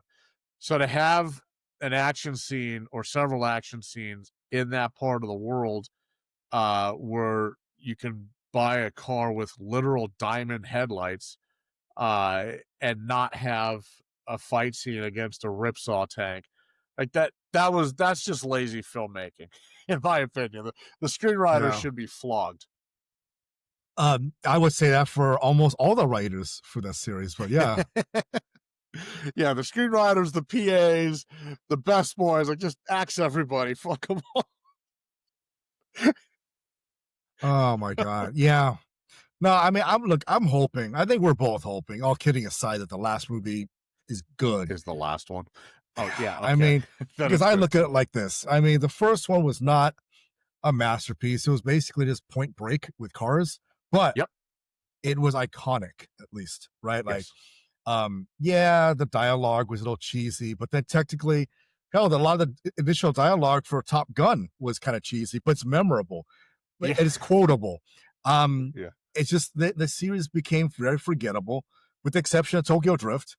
Because at least that one, at least they tried to make a good movie. Um, Absolutely. but like, yeah, I think they have an opportunity to like kind of, I think, correct a lot of wrongs because it Yes. went off the rails. But if you bring it back, I mean, it's basically, in my opinion, that movie is basically if everything Vin Diesel says is true, it's made for guys like us who were part of that scene back then that Mhm. watched this. You know, we're not in it anymore, but we remember fondly. We got the receipts. Actually, quite literally, I still have receipts for like so many ridiculous parts I got. But uh, I still have a receipt for that Apex, blow off valve I got you for the Eclipse, right? man, The one that scared children when you drove yeah. by them.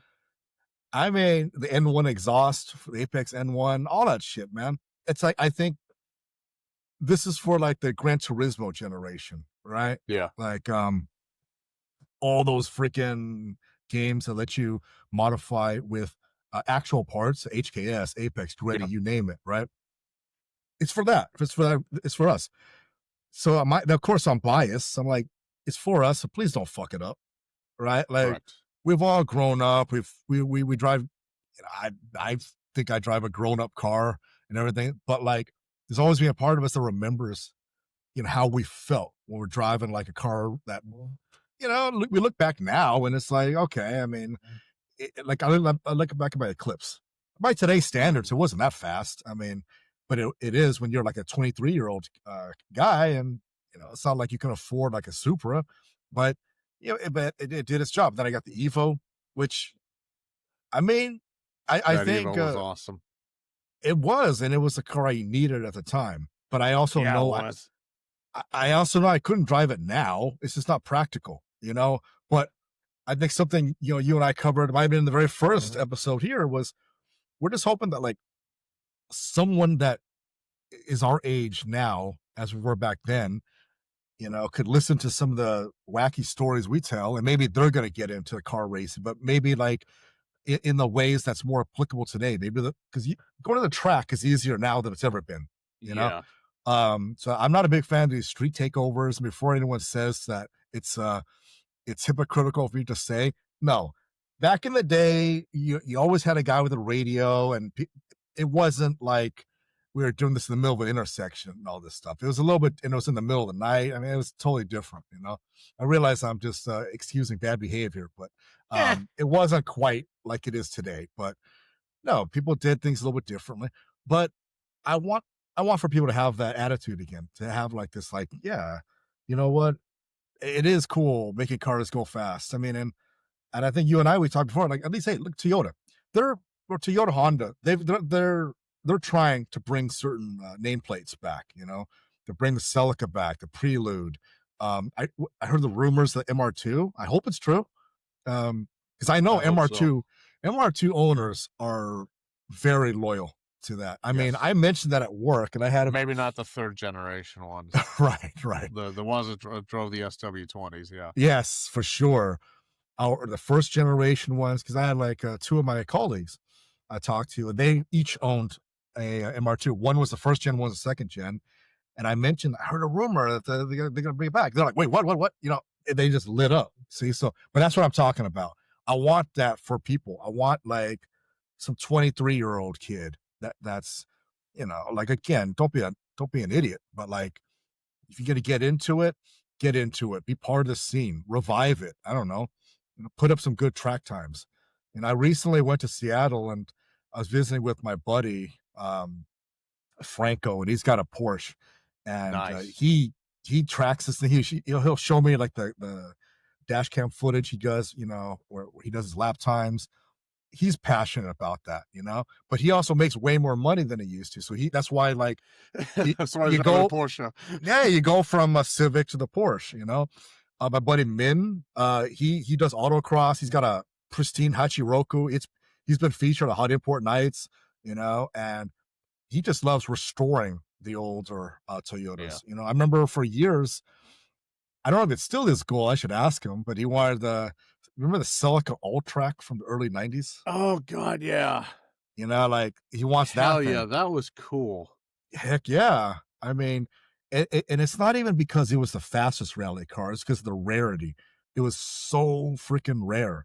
So yeah, it had the pop-up headlights, which you know, it had its It's so appeal. cool they killed pedestrians. But see, I mean, that kind of thing. I hope. in some ways this generation keeps that stuff alive because like you look back now, you talked about Autobox earlier, and I was like, man, we really had it pretty good in that Yeah, we sense. did. We I had mean, everything but money. Mhm. we yeah, that's God having checks and balances because we might actually be dead if we Yeah, it's had gonna happen anyway. We might as well have fun on the way out. man, if I had the money I had now as a professional back then, I would have needed a parachute for my eclipse because I would have taken it off the cliff at Rim of the World back then. It was just it would have been a dangerous proposition, but like we had it good because of availability of parts. Like if I needed an exhaust back then for my Eclipse, and I remember you and I talked about it. Because I remember I looked through that import tuner guide where something great I loved about the magazine back then was they had like that shootout where they would take a particular part and for control, they'd have the same car. They would just keep installing that same part on a different Yeah, car, dynoing it, which was awesome if you're a consumer because then the numbers don't lie. that was a Uh, hell of a lot of rigor for a retail magazine. I'm yeah. surprised they didn't put them out of business because that couldn't have been cheap. And what I love too is that they had good photography. They would show the part just from the same angle so you could kind of size it up, and it was really cool. And again, we just had it really, really freaking lucky.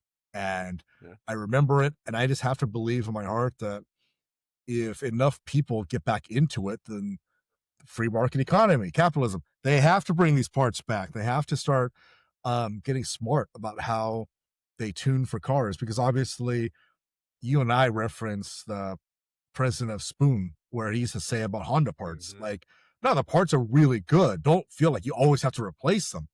But then it ups the ante where, well, okay, if you're going to put out an intake for a sports car, well, you got to outperform the stock one, which people might assume, well, that's not hard to do. No, and actually, it is hard to do. It didn't used to be hard to do. It's a little No, more difficult now. yeah. So, People don't understand. You back in the day, under $1,000, you'd have a new intake, cold air intake, and a catback exhaust, easy 20 horsepower. yes. Easy. These Y- days, 10x that cost, and you'd get like 10. Like these Yeah. cars are engineered to the gnat's ass of living Hmm. because they have to be for emissions, they have to for safety. I mean, out here in PA, there's inspections they have to do every year or every 18 months. Same with Maryland. Like I would hope that these kids bring back the old shit because number one, it was better. Number two, it had style. But number three, I think that's the only way to do it in a cost effective fashion. I think so. I think so because in some cases, let's say you buy mid late 90s Japanese sport compact, there's no shortage of parts. In all likelihood, you know, they probably got like an air intake or an exhaust that's sitting in like a storage garage somewhere that's unsold for like 20 years, and but that's to your benefit. And so it's not like they're Yeah, fabricating new parts, because back of in the course. day, you had if you got a new car, you got to be like, oh, what I got to wait at least a couple of years for the company to make a decision on whether to make parts for it or not, because they got to decide, am I going to make money off this thing? Is it worth the R&D? So yeah. Well, and the other thing that's awesome these days, just I'm on billetrotary.com, an Australian website. You want parts, there's no shortage of other companies out there that are enthusiasts Hmm. that, they can tell you that, "Oh, the Rotary has a reputation for whatever bullshit. I don't want to lunch on me." Well, you know what? Billetrotary.com. Here's a crate engine that's a 26B four rotor. Here's a 39B, which most people probably have not heard of. It's a six rotor short block. You got that might be a little too big for an RX-7 engine bay, but you can make it work. Angle grinders and welders are your friend. Uh, but yeah, it's. I think I think a lot of our memories are probably coming across as quaint because people are like, "Why the hell would you drive 20 miles to go buy a part? You could just Amazon it." Yeah, but I Right, also think I think it's to their advantage, right? I think the kids these days have it easier because you have more access to information, and what you're saying, the parts that haven't been sold for 20 years are to your advantage, like, yeah, well, you know what? These crate engines that, are specialty parts, uh, that's also to your advantage. The fact yeah, that you can go on YouTube. I mean, Jesus Christ, my RX-7, I had a Chilton guide, I had the repair manual that was in fucking Japanese. It was the stupidest picture book I ever owned in my life. I couldn't read a goddamn thing. I can follow them. Okay, yeah, this part looks like that thing over there. Uh, but it's like nowadays, like you got this dude Rob Dahm on YouTube, who's a national treasure. That he takes you step by step. That he builds his own 12 rotor to go on Pikes Peak in a 1,000 horsepower all wheel drive FD, and it's like, here's every single problem I've had with the engine. Here's the third fire I started in the right. shop with this goddamn thing. Like, you have so much access to information, and it's so interactive and it's so easy that I'm not A, I'm a little jealous, fine. But B, like, think of how much money you can save by watching other people's fuck ups, instead of making your own, you Yeah, know? and I would add to that another element, that, you know, getting these parts installed, doing all this is you gotta go out and meet people, this camaraderie you have. You could have completely different jobs, completely different professional life, but when you're in the shop talking together, you're there for common purpose, you know?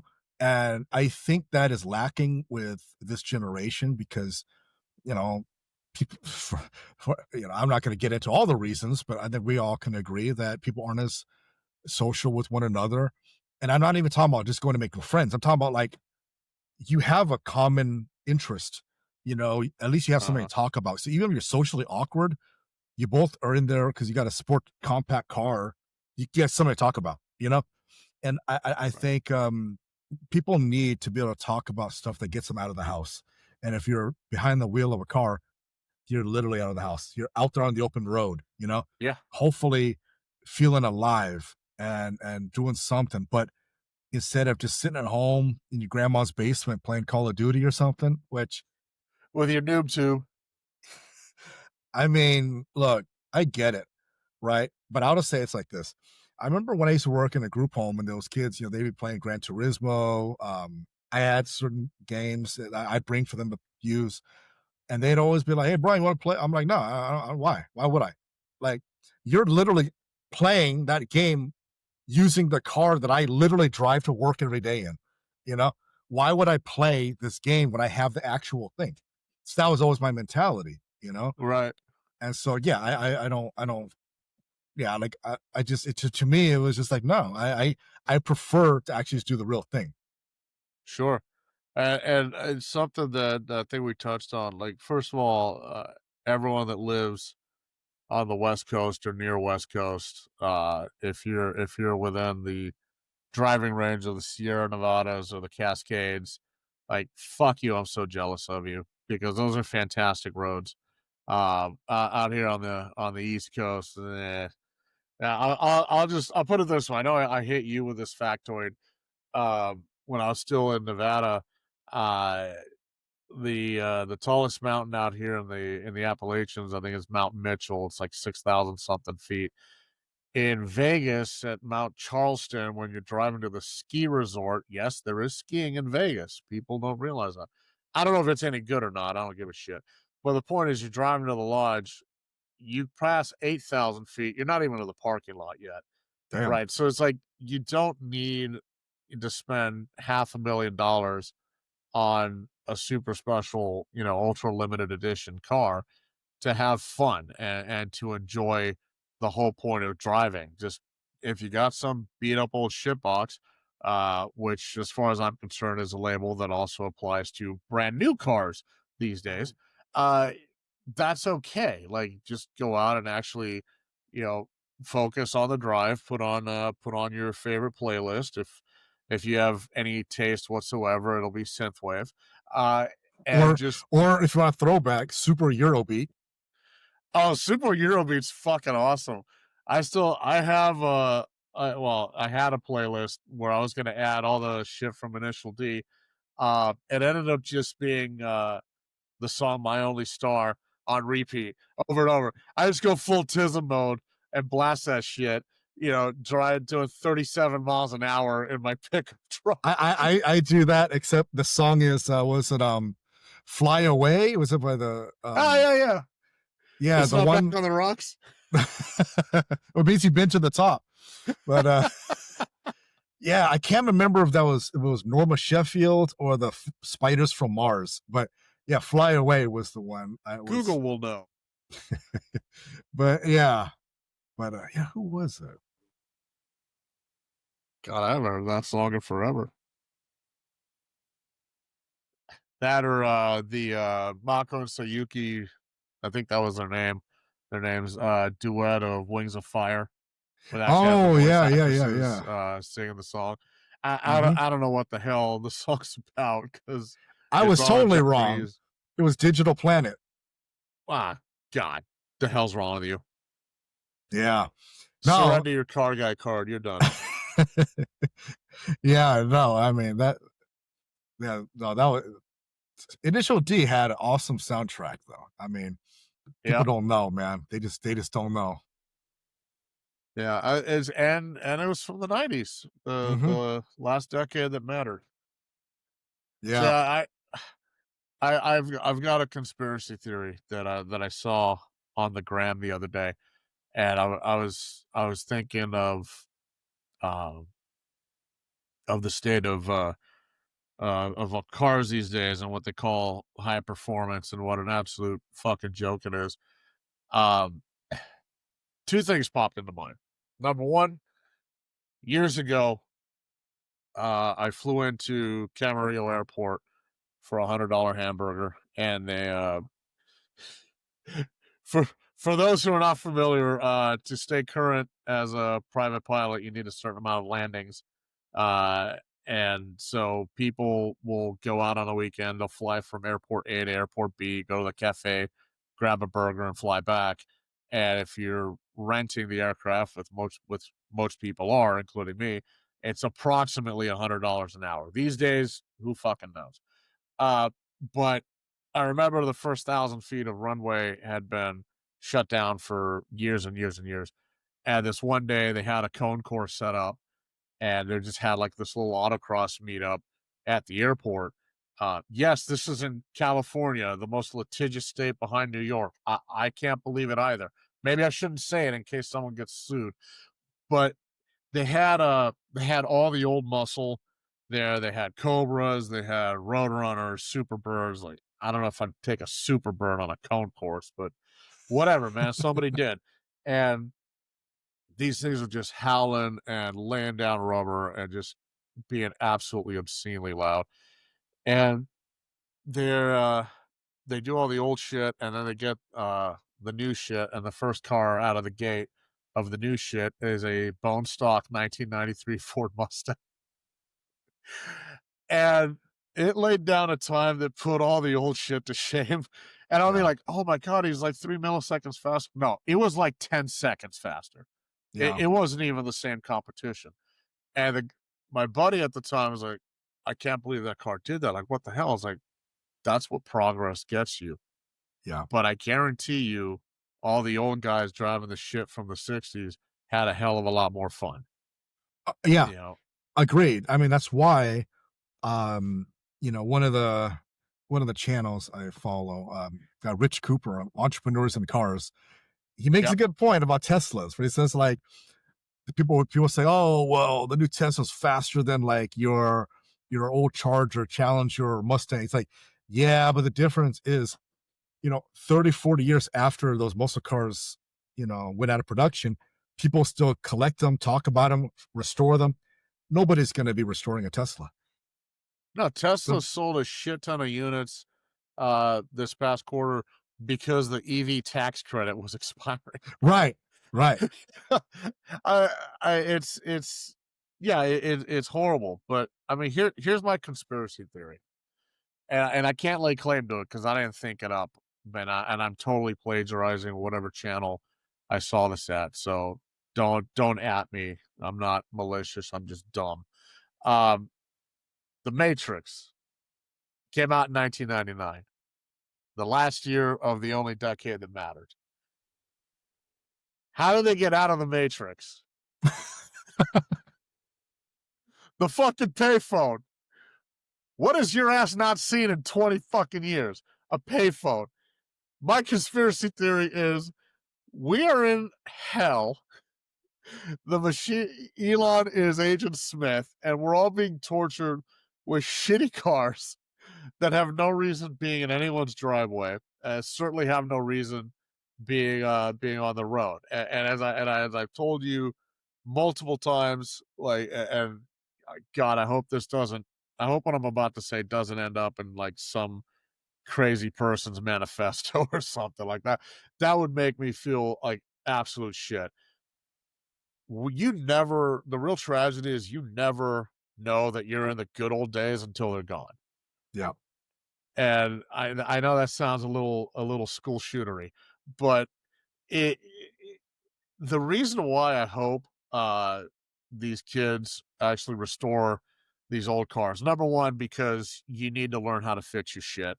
Okay, I know we got AAA, whatever, man. Like, look, people complain about well, mechanics take advantage of women when they go in to get the car service.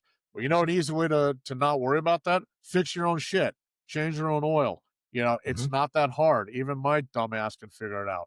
You know, but it'll protect you financially. B, it's a hell of a lot cheaper because you're not paying yourself a labor rate. And C, there's just uh there's just a certain pride, and this is me speaking as a man, and I know someone's gonna get pissed off, like, yeah, it's the patriarchy. Go fuck yourself. There's a certain level of pride that you take, yes, as a man, when you're able to fix something and say, you know what, I did that. You know, that Yeah. is functioning because I got my hands dirty, I scraped up my knuckles, and I did shit, and it works because I made it work. And it doesn't matter, it's not gonna change the world if you know how to change your own oil, right? Unless you spill it into the ocean like the Valdez. Well, I mean, and I'll say this, and I think I'm qualified to say it as because at least two states recognize me as a mental health professional. There Um, you go. the thing you're describing, the accomplishment that you're describing, is the reason why some people feel, um, like they have high self esteem versus low self esteem. Because Okay. when you do something, you restore a car. Well, that thing becomes part of your identity. You might be a student, Yep. you might be a son, a father, a husband, whatever. Okay. But now you tack on an identity that you actually earned, not one you made up. Okay. Right. Like you didn't fix an imaginary car, you fixed a real car. Okay. And You clicked so, X on your controller. right, like you did it for real. And so it is, so the accomplishment you're feeling, they're not empty calories. They're actually like this, not only this feeling of accomplishment, but this feeling of optimism. The optimism Yeah. comes from you fix it, I'm gonna go take it on the road. Holy shit, it runs. Yeah. And then you build on it. And if you're really lucky, you hold on to it, you find a woman that spreads her legs for you, you spread your seed, you have a kid, you give it to the kid. And guess what? The cycle repeats, right? It's what I I mean, say. yeah, there's that. I had to fix shit with my old man because we couldn't afford to pay someone else to do it for us. If he didn't fix it, they'd go to work the next day, and then we're fucking broke. But that's what I'm talking about is it's a real accomplishment. And so that like there's a lineage behind it. Mhm. It's earned. It's done. And Yeah. it's something that people can't take away from you. You're not gonna fix up an old like I say like an old GTO, okay? And then someone just says to you like, "Oh, well, that's not a real car." You're like, no, it's like an idiot. It's like it is the car. It's like it's awesome. right? It's not going to be one of those things where someone can accuse you of like again what I call like empty calories, where you're just like, well, no, I created one on this video game online. I paid 50 credits for this It's the for these Vision rims. 2050, dude. Yeah, exactly. It's the what's the RoboCop one? The 2000 SUX. But Yeah. Yeah, but the original RoboCop, they never made sequels or no, reboots. never. No, there was only one, the That's Verhoeven. correct. Exactly. And I'll buy that for $1. But like, but that's what I mean. Like, whether it's cars, sports, school, like academics, like something you actually earned, not something that you fabricated for yourself because you felt you couldn't do anything that required effort and accomplishment. And so I think, no, the things you're naming, being able to do these things with your car, being able to take it to a racetrack, run it. Like, again, I reference it to friends I have that go to the track, autocross and track and all. Dude, like I have to imagine like that rush they get, when they cross the checkered flag, or even if they don't, even if you come in dead fucking last, you know, guess what? You got to watch the in-camera footage. You learn where you went right, where you went wrong, where you zigged when you should have zagged, whatever. You're out there doing it, you know. And you got all this technology now that even gets like, how many G's you are, all that stuff. It's amazing. You know what I mean? Oh, Um, absolutely. yeah, man. It's just like, and the timer starts when you start going instead of you having to hit the button like in the old day, and which is it's just all we had, you know. But yeah, so I mean, it's great, I mean, I think people should take advantage of that versus like, versus just living with depression, basically. Because I look at it like Sure. this, man.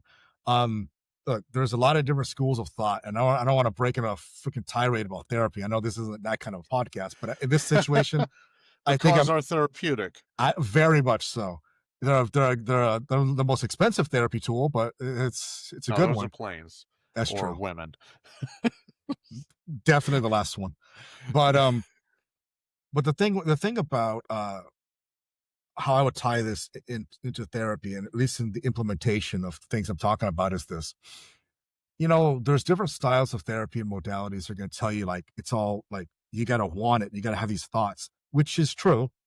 But the reverse can also be true. Sometimes your behavior leads to thoughts. And this is what behavioral therapists back in the day would really, really push for. And it's the idea that, like, let's say something is good for you, like exercise, but you don't want to. You don't want to go because you're like, I don't want to. It's okay. But guess what? If I give you homework because you're paying me a shit ton of money to be your therapist, and I said, once a week, you're going to go for half an hour, just start with half an hour. I mean, Yeah. I'm not even going to tell. I'm not even going to tell you to work out. Just freaking go to the gym. You're gonna sit there and you're gonna look really foolish if you're just gonna sit there and watch people. So you're gonna probably think, well, fine, I'm gonna go do a little bit, but I'm not gonna work out that hard. It's fine. I don't care. Just go. Yeah. But slowly, you're gonna be watching people. You're gonna be like, well, I kind of want to look like that guy over there, so I'm gonna go do what he's doing. It's Yeah. gonna seep into your head. So the thought is gonna come after the behavior. And I realize some people it's the opposite, but it's fine. There's more than one way to skin a cat. And so I would say if you're into cars, but you're just like, well, I can't drive stick, just go. Fine, don't drive a Nobody stick. can these days. Yeah, just go. Stop with the self-defeating thoughts. In fact, just stop the thinking altogether. Because some people that have like highly disciplined minds, they will themselves. We've talked about this in the other podcast. That's the difference between a guy who plays sports and a guy who's in the stands. The guy that plays Uh, sports is like, I'm gonna find a way to win. I'm gonna mm. will myself to do it. Versus a guy who's like, oh, you bum. You know what I mean? I could do that if I wanted to, if I tried, right? But that's what I'm talking about. But sometimes, like I said, the reverse can be true. The behavior can lead to thought, but just the action is the important part. So go out there. Just go out there. Go to a drift event. Go to a SCCA a pro rally event. Just be in the stands watching. Ask questions. Go to a Yeah. car show. Go to the LA Auto Show. Maybe you'll see me there. For our like 3 listeners. But yeah, take a If self. you go to the LA Auto Show, go with copies of Brian's books and he will sign them for you. Yeah, for a that would be nominal photo fee. that would be awesome. And if no other reason, just skip straight the books. Just skip straight to the sections with the cars. You know, if you're a I thought you said just skip to the sex scenes. Like, nope. well, if you're a real gearhead, you might have the same result as if you're reading the sex scenes. I So can yeah, vouch for that. I And if you're one of our listeners that happens to be well off a brand new dark green M4 with Warp 98 custom plates, vanity plates, show your love.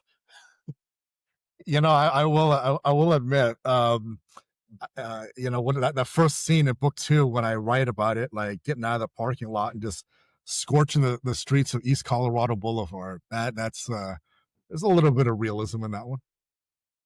I was gonna say, I thought it kind of took me out of suspension of disbelief. Is like Colorado Boulevard's never that fucking empty.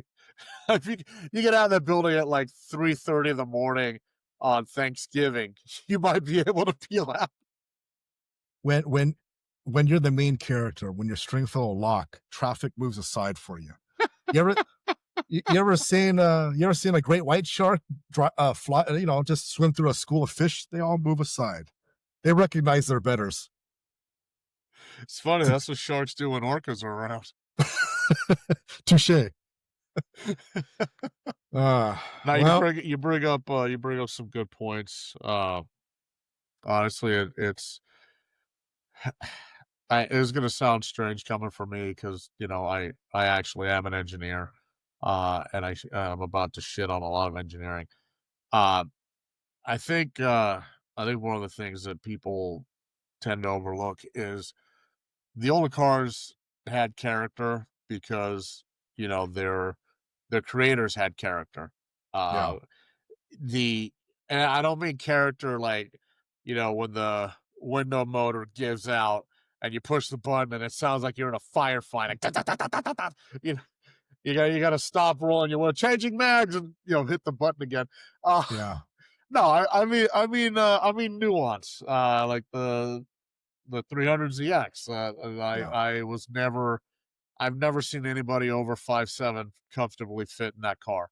Uh and the other thing that I like about the old shit, aside from the fact that you can fix it without a PhD in computer science, yeah, people need to remember, like, especially again, I'm gonna sound old, the kids these days, you know, you grow up with a certain level of tool set. Um, like in aerospace, I grew up with SolidWorks. I grew up with CATIA, like these really powerful modeling softwares with MATLAB and Simulink. But I also work with people who were from the slide rule days. Like when I was at a company, I'm not going to give anyone free advertising. It was one of the few jobs I've had that I really loved.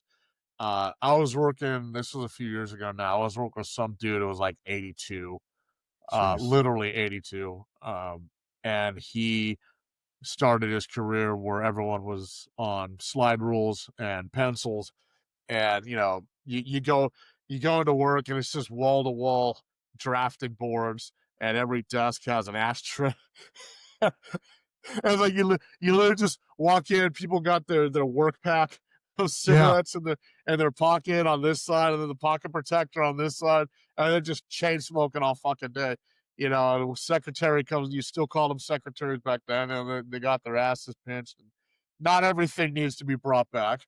But you learn so much from these people who didn't have these tools. It's not that they don't know how to work them. Okay, you actually can teach an old dog new tricks, but when you don't have this technology and you have to like manually pencil whip an answer, I think it creates a better train of thought. It creates a better mindset. I'm gonna desperately cling to a recent MIT study that got published that shows people who rely a lot on ChatGPT and other AI programs, like they show reduced brain activity for yes. things like critical thinking and creativity. Like, yes, technology can actually make you dumber. Hmm. Um, it just explains a hell of a lot about many people.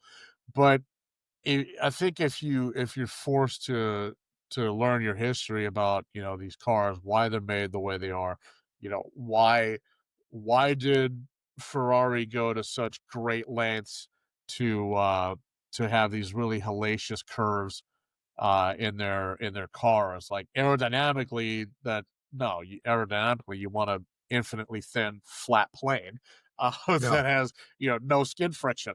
You know why did Porsche come up with these very voluptuous curves in sheet metal?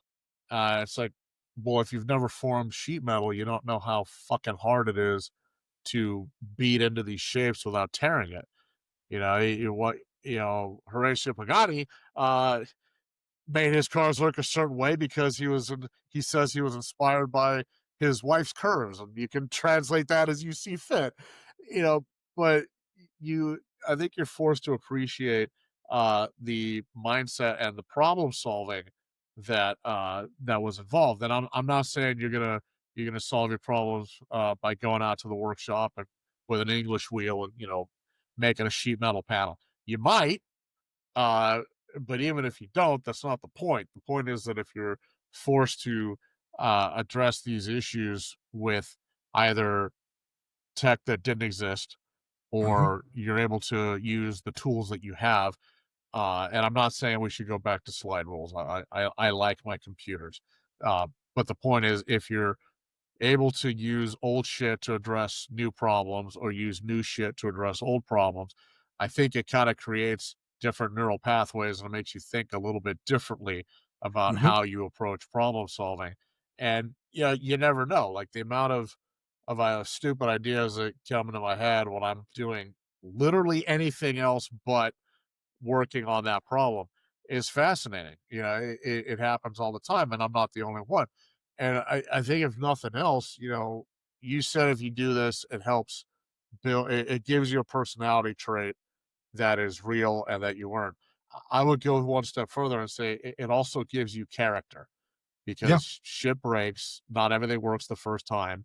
If you've never had a wrench slip or had a spanner slip for our British folks and scraped your knuckles and bled all over the floor. You don't understand what real frustration and pain is. It's like holding the light wrong for your dad and get yelled at for 6 weekends.